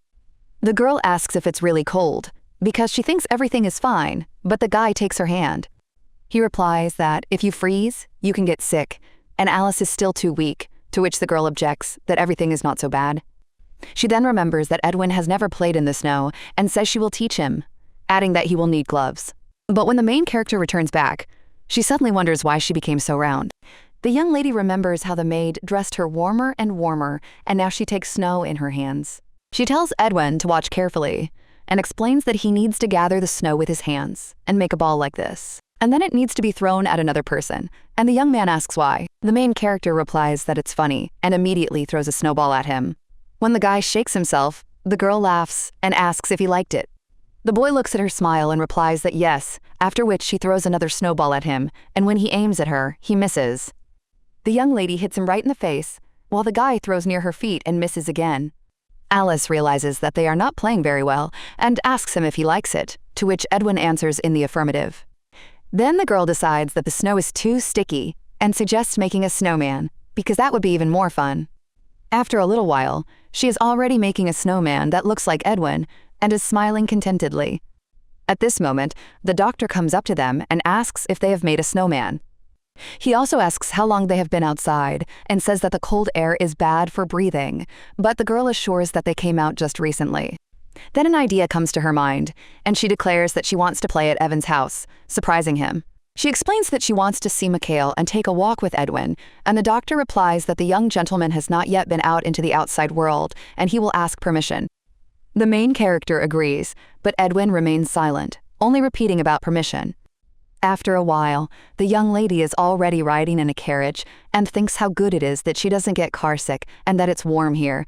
The guy is surprised and asks when she got motion sick, and the girl remembers escaping from the estate in her carriage. She admits that it wasn't all that bad, but the Duke's carriage is much better, and the doctor asks her not to try to escape again, to which Edwin declares that he will escape with her. A little later, they drive past the city, and the young man looks out the window. The main character asks him if this surprises him, and he replies that he doesn't know. He admits that he has seen something like this for the first time and wants to see more, and the girl suggests going there together sometime. She remembers Anna's words about the delicious pudding, and the young man simply agrees. The doctor watches them with a smile, and soon they arrive at the estate. They get out of the carriage, and Evan welcomes them into his home, while the main character looks back. She notices the cat, the doctor picks her up, and Evan asks the maid if Mikhail is sleeping, and she replies that he ate and took his medicine. When they enter the room, the main character turns to Evan. She asks if he said the guy had already recovered, and looks closely at Mikhail. She sees that he is pale and breathing heavily, but Evan assures her that he is much better and almost recovered. Evan remembers the boy running around with huge snow globes. He threw them at his brother and even rolled around in the snow since he was allowed to go outside. So he spent the whole day in the cold, caught a cold, and everyone went silent for a moment. Mikhail sleeps peacefully, and the main character thinks that he is naughty, but is glad that he had fun. Then she looks at the dresser and wonders if it's a flower crown. The doctor explains that Mikhail gave it to him as a return gift, feeling bored during his illness, and insisted on it, and Edwin asks what return means. The girl asks him if he remembers the day she brought the wreath, and the young man nods. Alice adds that she made the same ones for Mikhail and Edwin, which is probably why. Mikhail made a wreath for her, and the doctor said that he would bring a snack and ask them to wait. The girl looks at the wreath and realizes that these flowers usually bloom in the summer. Edwin turns to Alice, and she says that Mikhail suffered because of the cake intended for her, and everything came to hematomosis. She thinks he was very scared, and she feels sorry that it was because of her. Such an active child had to lie in bed for the entire season, and it wasn't easy for Evan either. The brunette is silent, then asks if Alice really almost ate the poisoned cake, and she confirms, feeling goosebumps. But then an idea occurs to her, and she looks at Edwin and Mikhail. She realizes that this is the first meeting of the main couple of the story, and turns to Edvanu, asking if Michael looked like an angel and if there was a bell ringing in his head. She reminds him that his name is Mikhail, and that she has long wanted to introduce them, but the guy doesn't understand why. The girl asks to give her a hand and puts it to her cheek. Mikhail, looking at Edwin, is surprised that nothing is happening, realizing that his ability is not manifesting. Mikhail opens his eyes, and the girl realizes that thanks to Evan, the curse of horror has disappeared. Seeing that he has woken up, she immediately turns to him, and Edwin wipes the finger with which he touched him. Mikhail rises, sees the young lady, and immediately lies back down. He wraps himself in a blanket and asks why she is here, and the girl replies that she missed him and came to visit, although he thinks that she shouldn't have. When Alice asks if he missed her, Mikhail cries out that he didn't at all. The girl asks him to look out for a second because she brought a friend, but the guy claims that she doesn't have any friends, to which she replies that they have appeared. She tells him to get up because they will be friends and asks if he agrees. But, seeing Edwin, Mikhail gets a little scared. He says he doesn't look like a human being, and the main character asks if he knows it's bad form and threatens to complain to Evan. Mikhail is embarrassed and asks not to talk, and the girl demands that he apologize. She introduces them to each other, saying that this is Edwin, a young gentleman from the family of Duke Esteban. Mikhail wonders if they are brother and sister and asks how they can be friends then, and the girl asks if this is true. The brunette immediately replies that they are not brother and sister. The girl adds that she has different parents, so they are more like friends. She realizes that they are not actually related, and at that moment, the doctor announces that Mikhail has woken up. Alice feels like she's just been hit. She asks Evan to talk to her for a few words, and he agrees. She asks these two to stay, because she needs to say something, and Mikhail, in shock, asks them not to leave. But the girl comes out with Evan, telling Mikhail to apologize to Edwin for now. They are left alone, and Mikhail turns to the guy. He sees Edwin's cold gaze and fearfully asks what he wants. Edwin silently throws the flower crown to the floor, and Mikhail doesn't understand what he's doing. The boy steps on the wreath, and the fair-haired youth pushes him. They glare at each other as the main character sits with the doctor. Evan asks what she wanted to talk about, and the girl says she has a question. She asks if he is hiding his magical abilities, and he replies that he is, and that he should have already visited the temple. He thinks it's better to keep it a secret until Mikhail grows up, especially since the magic was weaker then. The girl asks if the Duke asked about Edwin's wounds, since this is not something that can be treated with conventional medicine.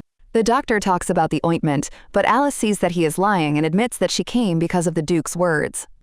Evan asks if she's talking about Duke Esteban, and she confirms, adding that the gifted are sent to the Imperial Castle.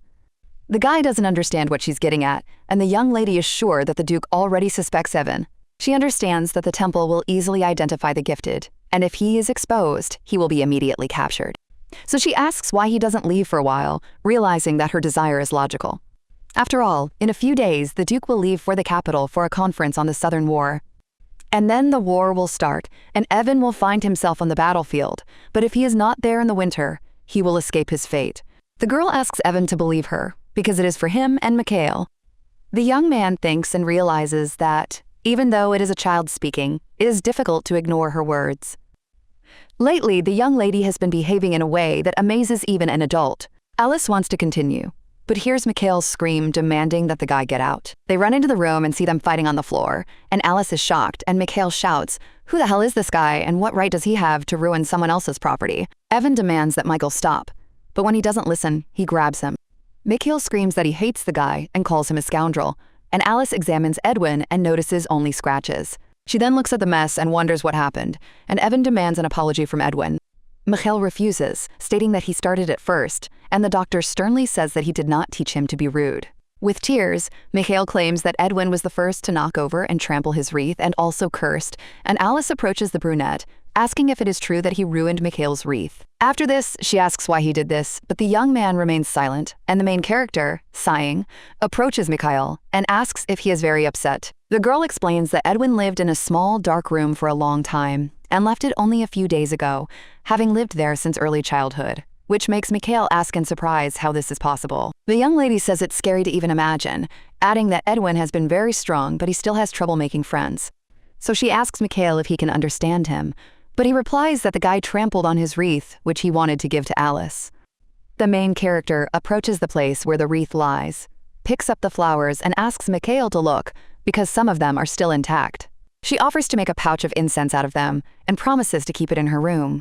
She says it will be a great gift. Mikhail is embarrassed and takes the flowers, and Alice calls him an angel, to which he asks not to treat him like a child. Edwin watches this and understands that Alice values Mikhail, which means she cannot harm him, and he remembers how he thought that he could always be only with her. But now he realizes that many things are important to Alice, and he wonders if it is not only him who is dear to her, but the girl at this moment is calling him to her. The young man approaches, Alice strokes his head, and says that the wreath is important to Mikhail, asking if he can promise not to take other people's things without permission. Edwin is silent, and then she suggests that they apologize to each other, but when they look at each other, Mikhail looks irritated, Edwin is upset, and the girl feels like they are about to fight again, after which Mikhail screams that he hates the guy and wants him to leave. The doctor stands between them, and Alice thinks that something is wrong with both of them, and suddenly realizes that despite the changes, this is still the world of BL. The story where Edwin saved Mikhail with magic has changed, but a new storyline has taken its place. It resembles a story from hate to love, where they confront each other, being childhood friends, and in the evening, the girl thinks about what she told Evan about leaving. She wonders if he will believe her, and what to do if he doesn't leave, and if he does leave, how will the relationship between Edwin and Mikhail develop? The story of childhood friends reuniting doesn't seem so bad, although their quarrels are inevitable, and with these thoughts, the young lady gets ready for bed. Suddenly, there is a crash. She gets out of bed and goes to the door, but, looking out into the corridor, she sees no one. The girl is surprised and moves on, thinking how many days have already passed, because it is not far to falling into eternal sleep. On the first day, she thought it was a ghost, but later she realized that it was someone's mockery, repeated every night. Someone is kicking the bedroom door, as if they can't do any direct harm, preventing her from sleeping, and she doesn't understand whether someone is taking revenge on Karina or is simply unhappy with her situation. Alice sighs and wonders if this is too childish for a 7-year-old, and if it is because of the bad dream that she is feeling dizzy. Suddenly, she starts to fall, hears someone calling her name, and feels herself being caught, books flying down the stairs. It turns out to be Edwin. He asks if everything is okay. The girl thanks him and says that she doesn't sleep well. Realizing that trouble almost happened, she decides to return to the room, but the young man takes her by the hand and offers to walk her home. On the way, he asks about her sleep problems, and the girl admits that she has nightmares, after which he asks what kind. Alice says that these are dreams where someone hates her, and Edwin stops and she asks what happened. He wonders why anyone could hate Alice, and the girl wonders how to explain everything to him. Soon they reach her door, and she asks if he has any classes today, offering to read a book in her room. The young man agrees. The girl thanks him, asks him not to close the door and to come in. He comes in, but sees that Alice has already fallen asleep and covers her with a blanket. Looking at her, he suddenly feels someone's presence and turns towards the corridor. His gaze meets one of the servants, and after a while, Alice wakes up and wonders how long it has been since she got enough sleep. She notices Edwin on the floor and asks why he is there, and he says that someone is coming, although the girl does not see anyone. At that moment, the butler enters the room, greeting them, and Alice realizes that Edwin was right. The butler informs her that his lordship invites her to dinner, and they soon head there. On the way, the maids look at them strangely, and Alice, together with Edwin, enters the dining room. They greet the Duke, sit down at the table, and the man notes that it's good that Edwin came, because before, he didn't even want to listen. Alice looks at the guy in surprise. He eats silently, and she thanks him for the invitation in a trembling voice, after which the Duke suggests they eat in silence. Trying the dish, the girl thinks that it is incredibly delicious, and the level of the chef is completely different. Edwin hands her his steak, saying it's filling, and adding that he cut it into pieces so she wouldn't choke. Alice understands that he simply chopped up the meat, thanks him, and says that she will definitely try it. She is proud of how well she raised him, and the Duke notices that her relationship with Dr. Elgar has improved. He mentions changing the lock on the tower and promising to stay at the estate, and Alice replies that Evan is a good doctor, although she used to hate him. The Duke recalls how she once made a fuss about changing the doctor, and Alice suddenly remembers everything. The day she hit him with a whip and screamed at him to get out leaves her in shock. She says that today he is a friend, and tomorrow he is an enemy, and the Duke hears such an expression for the first time, and the girl mentally apologizes to the doctor. The Duke then tells her that he has called her because she is to be a witness in court, and Alice asks which one. He replies that this is Karina Gannett's trial, and the girl is surprised, realizing that things have gone too far. She is shocked that with such a character, Karina is left alive, and this makes her sad. She wonders if it's okay that she still has Alice's feelings. Edwin asks if she's okay, and the Duke says it's hard for the children. He adds that her mother wanted to put her into eternal sleep, and Alice wonders how he knows this, and why the woman tried to get rid of her. She admits that it was her fault, that she wanted attention, so she hid her mother's wedding ring. The Duke knows that the ring was big and beautiful, but the girl realizes that she actually liked the Duchess's ring better. Edwin asks about the poison, and the Duke suggests calling him Papa, after which the young man continues eating in silence. Alice feels that she needs to finish dinner quickly and leave, because the atmosphere is oppressive. She continues to eat. Edwin looks at her, and the Duke finishes his tea and also turns his gaze to the girl. Unable to bear it, she thanks him for the dinner and says that it's time for them to go, but the man reminds her that he must be a witness. It won't work to evade like before. Alice says that she didn't run away, and, meeting Edwin's gaze, promises to do what she must. Walking down the corridor, she realizes that she is confused and nervous, and her head is empty. The butler approaches her and respectfully asks her to help cut the young gentleman's hair, and Alice does not understand what he is talking about. He explains that his hair has grown long, but the master does not allow him to cut it, and he hopes for the help of the mistress. The girl agrees, saying that it is simple and that she is good at it, which shocks the butler who sees the bowl. She reassures him, saying that she used to cut all her friends' hair like that, and the man only sighs. After a while, Alice finishes and offers to look at the result, and the butler almost loses consciousness. She says that Edwin looks great, and the young man blushes at the compliment, and then the girl goes outside, enjoying the weather. Anna notices the lady's good mood, and Alice realizes that no one came at night and she never woke up. She says she slept wonderfully, and Anna reminds her how important sleep is and asks about the walk. The girl replies that she is going to meet Edwin, and the maid asks if she is afraid of him, which surprises Alice. Anna admits that many are afraid of him because of his gaze and the strength he possesses, even at his age. She believes that almost no one, except the lady, treats him calmly, and is surprised when she sees his smile. Alice understands that this is his aura, but is glad that now he has the chance to spend his childhood among people. This was not the case in the original story, and if she continues to raise him correctly, Everything can change, which is what she tells Anna. She asks to look after Edwin, calling him extraordinary, and the maid promises to prepare everything for the trip to the city. Alice wonders how she feels about him, remembering his words about them not being brother and sister. She understands that past mistakes cannot be undone, but if they had left a mark, he would not be here now. The girl wonders if he is hostile to the very idea of family, and at that moment she hears her name being called. She turns around and sees Edwin wearing a hat, thinks it's cute, and asks how he knew where she was going. He replies that by steps and smell, and Alice asks about training and the sword. The young man says that he got dirty and didn't take it, and there's someone's body lying nearby in the bushes. Alice asks if he will go to town with her, and Edwin agrees.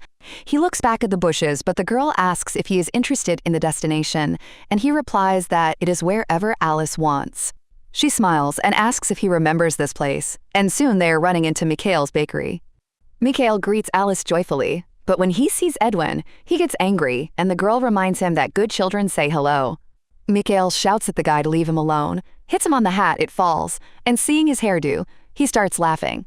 He laughs until he cries, asking what it is, and the doctor asks him to stop. Edwin asks Alice why he is angry, and she replies that such behavior spoils the mood. Soon, Mikhail calms down, and his brother says that he needs to talk to the lady, leaving them with Edwin. Mikhail wants to go with them, but Alice suggests a staring contest, which makes him indignant. She asks if he thinks he can't defeat Edwin, and the young man is surprised. They start playing, and Alice notices that Mikhail is morally stable, but persistence is still on the side of the main character. The girl sits down at the next table and asks if Evan has thought about their previous conversation. He admits that he was worried, but decided to stay, explaining this by his loved ones and concern for them. He is troubled by the thought of leaving his mistress, his young master, and those he cares for. Michael loses the staring contest, and Evan says that running away isn't the best option, since he's always escaped thanks to a combination of circumstances. He considers this to be the will of the goddess and believes that she will protect him now. He asks if Alice will take care of him, and she agrees, asking him to be careful, and he promises. After some time, Alice returns to the estate, and the maid reports that the preparations are complete. The girl says that this is the first time she has worn such clothes, realizing that this day has finally come, and Anna wishes her a good journey. She promises to make her favorite dessert upon her return. Alice thanks Anna and, going outside, apologizes for being late. But seeing Evan there, she asks with mild surprise why he's there. He calmly replies that he'll go with her, and Mikhail, peering over his brother's shoulder, immediately declares that he's coming too. The young lady, shocked, asks why. But the Duke intervenes and says he's the one who called them. The girl is at a loss, unable to comprehend what's happening. A short time later, they stand before the courtroom. Edwin explains that 300 years ago, the estate belonged to the Grand Duke of Delphios. He rebelled and slit the prince's throat, and since then, the buildings have been used for courtroom proceedings. The main character asks him how he knows this. He replies that he read it in a collection of travelogues about the capital that she bought herself. The girl nods. Now everything becomes clear. Evan admits that this is his first court hearing. The young men are surprised at how this happened, and the girl says she's not going to run away again, but Evan still accompanies her all the way to the capital. The boy explains that nothing can be done. It's the Duke's orders. He asks them not to worry, adding that His Grace is simply very worried about his mistress. Looking at him, the main character thinks how naive he is and doesn't know what to make of it. She turns to Edwin and Mikhail and notices that they're following behind.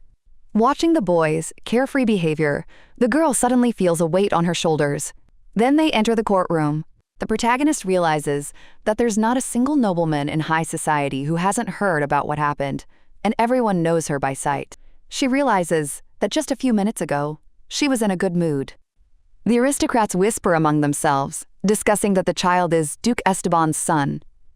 They note his black hair and resemblance to his father, admiring how handsome the boy is even from a distance. The girl feels awkward and realizes the main character is always a source of attention. She turns to the guy and asks if everything is okay, but he doesn't understand what she's talking about. She says people are staring at him and asks if he feels any discomfort or embarrassment. The young man remains silent in response. Then he places his hand on top of hers and says that everything is fine now. The protagonist squeezes his hand and replies that it is. The Duke stands at a distance. Someone asks if the child's name is Alice. The Duke confirms, and another voice remarks that the girl seems to be friends with the Duke's son. The man says nothing, and soon the court is declared open. A red-haired lady is brought into the courtroom, and the trial begins. The young woman gives her testimony, and the judge announces the name of the accused, Karina Gannett. She's accused of imprisonment, violence, torture, blackmail, and extortion of money and jewelry from the duchy's permanent servants. In addition, Karina had been pouring poison into the tea of the late Duchess Elijah Esteban for a long time, which led to her falling into an eternal sleep. The judge asks if the accused admits guilt, and the woman calmly answers yes. The young woman is surprised, as normally Karina would have thrown a fit and screamed that she'd been set up. So the girl doesn't understand why she's so calm. The judge says Karina Gannett has committed numerous, serious, and especially serious crimes. The sentence is deprivation of citizenship and lifelong exile from the empire. The hearing ends, and the protagonist thinks it all seems too strange. A commoner poisoned a duchess, a crime usually punishable by eternal sleep. But the duke clearly intervened, and the girl doesn't understand why. She wonders if Karina has any other secrets. At that moment, someone quietly asks if she's okay. It's Edwin. He suggests they go for a walk before they leave, promising to ask his lordship's permission. The young lady happily agrees, saying she's been wanting to go somewhere for a long time. But then a servant turns to Gannett Jr. and informs her that the duke has summoned her. He clarifies that she must come alone. The others can wait, and the knight will lead them to the restroom. Edwin immediately declares that he will go with her, but the servant replies that even a young master cannot disobey the duke's order. The young man glares menacingly at the servant, who becomes frightened. The protagonist reassures Edwin, saying that everything is fine and she can handle it alone. The guy asks if he can at least stand outside the door. The girl replies that the conversation will most likely be about her mother. She doesn't want him to remember difficult things, so she asks him to wait a little and promises to return soon. The young man nods, and she thanks him. The girl then tells the servant they can go. Soon they reach one of the offices, and the servant announces that he has brought Gannett Jr., after which he allows her to enter. The young lady enters, and is surprised to notice another man. She lifts her dress, greets him, and asks if His Majesty has treated him well. She says it is an honor for their family to meet him, kneels down, and respects the age hierarchy. This is the most important rule of etiquette in an Eastern country. Silence falls over the room, and the main character wonders what she's doing, remembering what the original emperor was like. He knew of Michael's power and tried to get rid of him, but his plans failed. Then Edwin began pursuing him, while the emperor attempted to escape along the route Duke Esteban had indicated. Edwin eventually caught up with him, and the Duke and Karina lost their heads. The boy ascended the throne, and his obsession spiraled into madness. The emperor is the most powerful man in this world, and she has almost no influence. So she instinctively chose the safest way to introduce herself. Now the girl sits there, confused as to why she was summoned. The man says the girl looks very much like him and asks how old she is. She replies that she's 7. The emperor pauses briefly and says it will be a long time. The duke agrees, and the young lady ponders what this means and who she resembles. The emperor asks if she knows the meaning of the word burden. The girl replies that such words shouldn't be in a child's head. The emperor asks if the duke taught her that. The duke says he's also hearing this for the first time. The emperor laughs, calls her a funny child, and asks how many years she has left. The girl replies that she probably has about 10. His Majesty says it's dangerous to leave the girl in the palace, but also outside it. The duke suggests leaving her at the estate for now, until the matter is investigated. The young lady silently asks him not to speak, as if she isn't there. The emperor asks if the girl will remain with the duke's family, and he answers affirmatively. The man decides that's what they'll do, adding that they'll see each other in 10 years. The girl remains silent, and soon they leave the room. She turns to the duke, but he asks how she knew it was the emperor standing before her. The girl is surprised, and the man asks how she guessed at first glance. She explains that he sat in a place of honor and spoke privately with the duke. A man of his stature and age clearly belongs to the royal family. The duke says the girl is smarter than he thought. The main character doesn't understand what this means and asks him a question. She asks if he remembers that she's only 7 years old. The duke asks why he asked, and the girl smiles, understanding her fear. She says it's difficult to explain. The man replies that then there's no point in asking, and the young lady agrees. The duke says he doesn't know what she's dreaming up. Even if rumors spread, it's none of his concern, and he orders the carriage prepared. He orders his mistress to come with him. The girl realizes she wanted to ask why he summoned Edwin, but the moment has passed. In the carriage, a servant addresses the duke. He notices that his lordship seems to have taken a liking to the younger Gannett as well. The duke replies that the girl resembles a duckling just released into the garden and asks about her errand. The servant says he's been searching for the tea merchant Roubaix for a long time, but there are no leads, and she may have fled to another country. The Duke asks what the temple says. The servant replies that he contacted him 4 days ago, but they are unwilling to cooperate. The Duke asks who will be the next high priest. They tell him it's Raphael. The blonde irritably remarks that he's an old man again, and that being close to eternal sleep is apparently equated with being close to God. The servant says that people live in the temple too, and there's no choice. Besides, there's no guarantee the temple will remain under God's protection. If a man of power appears, he will be able to concentrate power in his own hands. The servant notes that Evan Elgar healed the young master and asks if he possesses magic. The Duke replies that he needs to be observed. Shoten adds that without the temple's involvement, it's extremely difficult to determine magical abilities. He believes it will take a long time. The Duke says that even if additional funding is needed, the expense should not be spared. A servant asks if Evan Elgar can be kept under surveillance. The Duke refuses, arguing that Edwin would immediately notice, and Evan has other priorities at the moment. He adds that the girl is not as weak as she appears, and it is too early for her to fall into eternal sleep. Meanwhile, the little girl by the sea sees Karina being taken away to a ship. A young lady watches this, and Evan approaches her. Alice says she's fine, and thinks it would be weird to come up and say hello. She remembers that her mother would be unhappy, and realizes that the Duke, the Emperor, and Karina have a common plan that she doesn't know about. Now the girl takes 2 boys by the hand and senses that they are in a hurry. The secondary characters are unable to overcome the main characters. Their protagonists will experience childhoods without trauma and grow up mentally healthy. A year later, the girl lies on the grass, pondering the plot, from sworn enemies to childhood friends. Evan says it's still too chilly to sleep outside, but the young lady replies that the day is too nice and asks where Mikhail is. Evan says he went into the backyard and will be back soon. The girl is cold, and he suggests they go inside first, causing her to stare at him. The boy asks if she thinks there's something on his face. She replies no, and says he's grown into a good man, surprising Marie.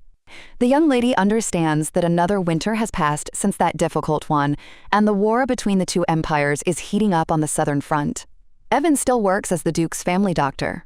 Edwin didn't put anyone into eternal sleep, but, as in the original, he spends a lot of time training for combat. To bring the heroes closer together, she often arranged for them to meet. Today is no exception, and the young lady goes to where Mikhail is supposed to be. Evan says it's odd, since the guy assured her he'd be there. The girl replies that Mikhail couldn't have gotten lost, even though he's never been in that part of the garden. She suggests splitting up and searching from different directions. Evan agrees, but reminds her that she should return to the estate, as she recently had a fever. The girl assures him that she feels fine, and they agree to meet later. Meanwhile, Mikhail wanders alone, unsure what to do. He screams at the top of his lungs, asking if anyone is nearby. He calls his brother, hears sounds, and, coming closer, sees Edwin, who is training. Mikhail marvels at how cool this is. Edwin turns around, and the boy becomes startled, then asks why he's here, since they were just meeting. The brunette is silent, and Mikhail says that he is not lost, he was just walking, and that they need to hurry to the garden. At that moment, a sword blade whizzes past his hands. Mikhail stares in shock at his palms, where the wreath once stood. He screams at him, demanding he return the wreath, and asks who he is to ruin other people's things. Mikhail reaches out to the boy and says that this won't do. Edwin grabs his hand. Mikhail screams and asks him to let go, but the brunette squeezes his face. He begins to use his power, his eyes darkening. Mikhail instinctively responds with his own power, defending himself. Edwin looks at him and realizes something is wrong again. Mikhail, in fear, says his eyes were eerie, as if they were filled with smoke. Edwin grabs his face again. Mikhail screams in horror for him to let go, and the brunette wonders why nothing's happening to this boy. Everything he touches usually dries up and disappears. At this point, the main character addresses Edwin, and Mikhail calls for Alice. The girl asks with a smile what they're doing. She can't believe Edwin is stroking Mikhail's cheek, considering they never got along before. She tried so hard to bring them together, but behind her back they were already flirting. Mikhail complained to Alice that the guy had broken the wreath again. Suddenly, Edwin freezes, and Alice asks what happened. Her nose starts bleeding, the world starts to spin, and she falls. The girl wonders if she hasn't done enough. Everything was going so peacefully, but it seems the original plot is finally starting to crumble. After a while, she opens her eyes and doesn't understand where she is. Evan anxiously asks if she's awake. Mikhail is also worried, and Evan says she's anemic and shouldn't make any sudden movements. Alice asks what happened. The doctor explains that she had an epistaxis and lost consciousness. He asks if she had been feeling unwell lately. The girl replies that no, and cannot believe that her health has deteriorated so sharply. Mikhail yells at Edwin for not helping her or even visiting her. He asks if he considers himself a friend. Mikhail's brother scolds him, but the boy shouts that he's not being rude and that Edwin needs to be punished. The main character tries to intervene. Edwin looks away, clenches his fists, and says he's no longer a friend. Then he turns and leaves. Mikhail is still angry and shouting, and the young lady watches silently. After a while, she quietly remarks how nice the weather is today. But she can only be seen from inside the house. The maid asks her mistress to cover herself with a blanket to protect herself from the draft. Alice replies that the window is closed, but the maid says that even a small thing is dangerous when you are ill, so the picnic was postponed. Anna reminds her that the lady lost consciousness a few days ago, and Evan strictly forbade her from going outside. The protagonist asks if Edwin will be coming today. She realizes she hasn't seen him since that incident, even though he still lives on the estate. She doesn't understand why he's avoiding her. She remembers his words about him no longer being a friend. Even a year later, their relationship seems strained, and she begins to worry. Her health continues to deteriorate, and Edwin treats her like a stranger. The girl wonders if this is an illusion, making her believe everything is unfolding according to the original plot. And at that moment, she begins to cry. The maid is frightened and asks if her mistress is in pain. A little while later, the protagonist is already sitting at the table with Mikhail and Evan. The girl glances at the empty seat where Edwin should have been and quietly remarks that he's probably busy. Mikhail replies irritably that the guy himself said they weren't friends and asks why she wants to see him then. The young lady merely sighs heavily. The doctor recalls the morning he entered the estate and saw Edwin, who said he needed to find out something. He adds that Edwin could only ask him this question and now asks the lady not to worry so much about the young master. The girl is surprised and asks if he's spoken to Edwin and what he knows. Evan replies that he was asked to keep it a secret, and it all worked out naturally. He then says that Alice is still dear to Edwin. Mikhail sighs sadly, says he needs to go, and leaves. After that, Evan turns to the lady and says he needs to say one more thing. He announces that he's going to war. The young lady, shocked, asks why and if this is really the Duke's order, adding that she'll try to talk to him. She says he's been feeling unwell lately and asks him to reconsider. Evan replies that it's not his lordship's fault, but simply that the number of wounded is growing, and there's a shortage of doctors and nurses. They can't cope with them. Mobilization is underway across the country, and so he too will be sent there. The main character, with tears in her eyes, understands where this is all heading. She realizes that if everything goes as planned, Evan won't return. She grabs him by the clothes and screams, begging him not to leave, because eternal sleep awaits him there. Evan looks at her, puzzled. Alice says he's too kind. He'll use magic to the limit, and bad people will notice and want to take advantage of him. Or he'll fall into eternal sleep right in the thick of battle, trying to save as many lives as possible. Evan looks at her silently, strokes her head, and says he doesn't understand why she's so worried. He adds that he is much more selfish than it seems, because Mikhail needs him and must look after his mistress, and he is not so selfless as to sacrifice himself. So she shouldn't worry, he'll come back alive. The girl wipes away her tears and says she wants to give him something. She hands over a pendant and says it's a coming-of-age gift. It has a blue stone, the color of which symbolizes good luck. Alice asks if he promises to return safe and sound.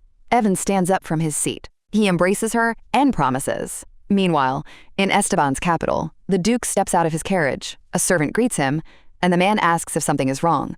The butler announces that Edwin has been waiting in the drawing room since early morning. The Duke heads over to where his son is sitting. He asks why he showed up unannounced and why he's running away from home like Alice Ganay. The young man remains silent, and the only sound in the room is the ticking of the clock. The Duke rises and says he will leave if his son has nothing to say. Then Edwin finally addresses his father. He says a strange power has awakened within him. The Duke grins and asks for more details. Edwin admits that sometimes, when he touches a living person, he turns them to ash. The man asks if the power has really developed this much, calling it wonderful news. Edwin doesn't understand and asks for an explanation. The Duke sits down and says that this magic is called devil's magic, and such a gift appears once every few generations. Edwin asks if it's true that the devil was among the Esteban ancestors. His father replies that he is, and that he is the source of his son's strength. This is the reason for the imprisonment in the tower. If such magic is not contained, catastrophe is inevitable, and Edwin's wound is a mortal body's reaction to this power. He was destined to fall into eternal sleep, for it was believed that he would not be able to control the gift, and the cursed chains were supposed to suppress it. But the young man managed to heal, his body grew stronger and surpassed magic, and now his father considers this good news. Edwin says that he can't control his power, and that's why Alice lost consciousness. The Duke understands the reason for the visit. Edwin asks if his father knows what to do. He replies that his name is Esteban, and he knows the way. Mastering magic capable of inducing eternal sleep requires practice and time. Edwin asks what his father wants. The Duke says he wants to send him to the Southern Front. Edwin agrees, but with a condition. After some time, Alice, horrified, asks if Edwin is really going to war. The butler confirms, and the girl shouts that he's only 8 years old. The man remains silent, and Alice asks if the Duke has gone mad. The butler replies that he doesn't know, but there is definitely a reason. He adds that Edwin left a letter for her. The girl asks when he left and hears that it was in the morning. Alice snatches the letter and hurries into the hallway. The maid asks where she's going, and the girl replies that she's just stepping out for a bit. She goes to the capital and thinks that everything went wrong because Edwin was supposed to stay in the tower for another 10 years. She wonders if the protagonist hasn't had enough trials, and if the world is trying to put everything back in its place. Because then Edwin would do something irreparable, and neither she nor Evan would survive. But she decides there's no point in getting too worked up about it. Arriving, she sees the Duke's carriage and calls out Edwin's name. The Duke replies that the boy left early that morning. Alice asks how he could send an 8-year-old child to war. The Duke says it's a necessary test for the heir. The girl asks who risks their life and what will happen if Edwin falls into eternal sleep. The Duke replies that then it will become clear that this was his limit. Alice says there's no one more terrible than him. Even her mother wasn't so crazy. The servant asks her to be careful with her words. The Duke says it was Edwin's choice. The girl asks why, but the man says he doesn't have time and will escort her home. He adds that they won't see each other for 10 years and wishes her good health. Alice watches the carriage leave and opens the letter. Edwin writes that they promised to take care of each other, and that he was unable to fulfill her request, not to put anyone into eternal sleep. He writes that he remembers that Alice likes snowmen, cookies, and cats, and promises not to do anything else that she doesn't like. At the end, he asks if they can be friends again, signing off as Edwin, whom Alice thinks is handsome. After reading the letter, the girl begins to sob. Later, she sits by the mirror while the maid combs her hair and invites Anna to dine out. She says she hasn't been shopping in a while. Anna agrees, joking that the lady has a great sense of humor when she asks about money. Collected, Alice leaves the estate and realizes that 10 springs have already passed since Edwin and Evan left, and the end of the war is still far away. She realizes she hasn't seen them for 10 years. The servants look at her strangely and pass by. The girl understands that without the head of the family, the servants have changed, and before Edwin's departure, everything was different. Things got worse when she heard a rumor that she was the daughter of the woman who had put the former duchess into eternal sleep. Soon, Alice found herself in the city. She understands that the Duke can kick her out at any moment, so she has been saving money for a long time and opened a pastry shop. The store has become a success, and now she stands in front of it and goes inside. She says she owns both the bakery and the building. The chef greets her, and Alice asks how sales are going. The woman replies that everything is wonderful and treats her boss. Alice smiles and says that this is how you can get rich. The chef laughs, and Alice suddenly asks what will happen if the Duke gets angry because she took his cook. The chef says she's on time and hands her a macaron for her to try. Alice eats it, but Mikhail bursts into the pastry shop and angrily reprimands her. Later, they sit at a table with tea and cake. The girl hands him a piece and says it's very sweet. Mikhail is embarrassed but agrees to try because he loves strawberries. He then asks why she's dressed so lightly. Alice says it's warm, but he reminds her that she's weaker than an ant. He says she gets sick with every change of season. The girl agrees and says the doctor was right. 2 years ago, Mikhail became a doctor and, having become her personal doctor, began to overprotect her. She admires how he always takes care of her. Mikhail hands her a scarf and asks her to put it on. Alice says it's beautiful and asks where it's from. Mikhail sheepishly replies that he bought it on the way. He holds out his hand. She puts the shawl in it and makes fun of him, and he says that she irritates him. They approach the tree, and Mikhail asks if it really works. Alice says that no news is good news. She places a stone on the pile and says that Edwin and Evan will be fine. Michael does the same, and they pray. Alice asks if Evan has written. Mikhail replies no, but the lack of news is also a sign. He finds it strange that there haven't been any letters for 10 years, but he believes his brother is fine. Alice agrees and says they need to wait. She asks if Edwin wrote. Mikhail replies that, given his personality, it's unlikely. He says that Edwin simply left, leaving a letter, and there is no need to worry about such a tenacious man. Alice thinks that even if he says so, Mikhail is still worried. She knows that everything will return to the original plot and decides to help them not to drift apart completely. Mikhail says he hopes for a speedy end to the war. At this point, the Duke enters the tent and says that everything is finally over. He is amazed by the results. He didn't expect Edwin to be so useful and asks the servant his age. He replies that he's 17. The Duke says that's a good chance and that after they return, they'll go to the palace. A newspaper with news appears outside Alice's shop. She reads the headline about the victory of the Elgor's empire. The girl is shocked to realize that the war is over and the army will return in 2 days. She will be able to see Edwin. People on the street rejoice and thank the emperor. Some treat you to fruit. Others invite you to celebrate, saying that today everything is free. Alice smiles and announces that all the baked goods at Deli Melly are free. Later, she goes up to the tower and realizes how tired she is. Returning at night, she cannot sleep. Memories overwhelm her. She recalls meeting Edwin as a child. It was here that the original Alice fell into eternal sleep. She spreads out a blanket and says that tomorrow she will turn 17, just like that Alice. She wonders why Edwin went to war, and suddenly hears the answer that he himself doesn't know either. The girl jumps up and asks who's there. The figure comes closer and removes its hood. Alice realizes that it is Edwin and recalls the plot, wondering if he will plunge her into eternal sleep. But he only comes closer. She touches his face and is convinced it is him. Edwin says he's back. He takes her hand. Alice asks why he came back early, and he replies that he missed her. She understands that he is still the same, smiles, and says that she missed him too. Alice congratulates him on his return and understands that if he doesn't hate her, then everything is fine. She says she's tired and wants to rest a bit, but then sneezes. Edwin puts his hand on her forehead. He says there is no fever, but she is sweating, and it is dangerous to go out into the cold. Alice remembers Mikhail's words and agrees that he is right, and she really is weak. Edwin covers her with his cape, apologizes, and without answering the question, picks her up in his arms. After that, he carries her out of the tower. Alice asks what he's doing, but the young man merely stands on the railing of the stairs and jumps down. They plummet downwards, and the girl screams, not understanding what's happening. As they fly, Edwin calmly says that they can be friends. He lands softly on the floor and says they're there, but looks at Alice and freezes. She fainted from fear. Sometime later, the young man was sitting by her bed. Mikhail runs into the room, calling Alice, but Edwin immediately covers his mouth with his hand. He asks him to be quiet and suggests examining the girl first. Mikhail grumbles, calling him a fool, but approaches Alice anyway. While examining her, he asks about her symptoms. Edwin replies that she was sweating, caught in a cold wind, had been in a dusty place for a long time, and fainted from fright. Mikhail says there's nothing serious. His pulse is normal. Edwin asks if he's confident, and if his hands are really more reliable than Evan's. Mikhail grabs him by the clothes in a rage, but at that moment they hear a rustling sound.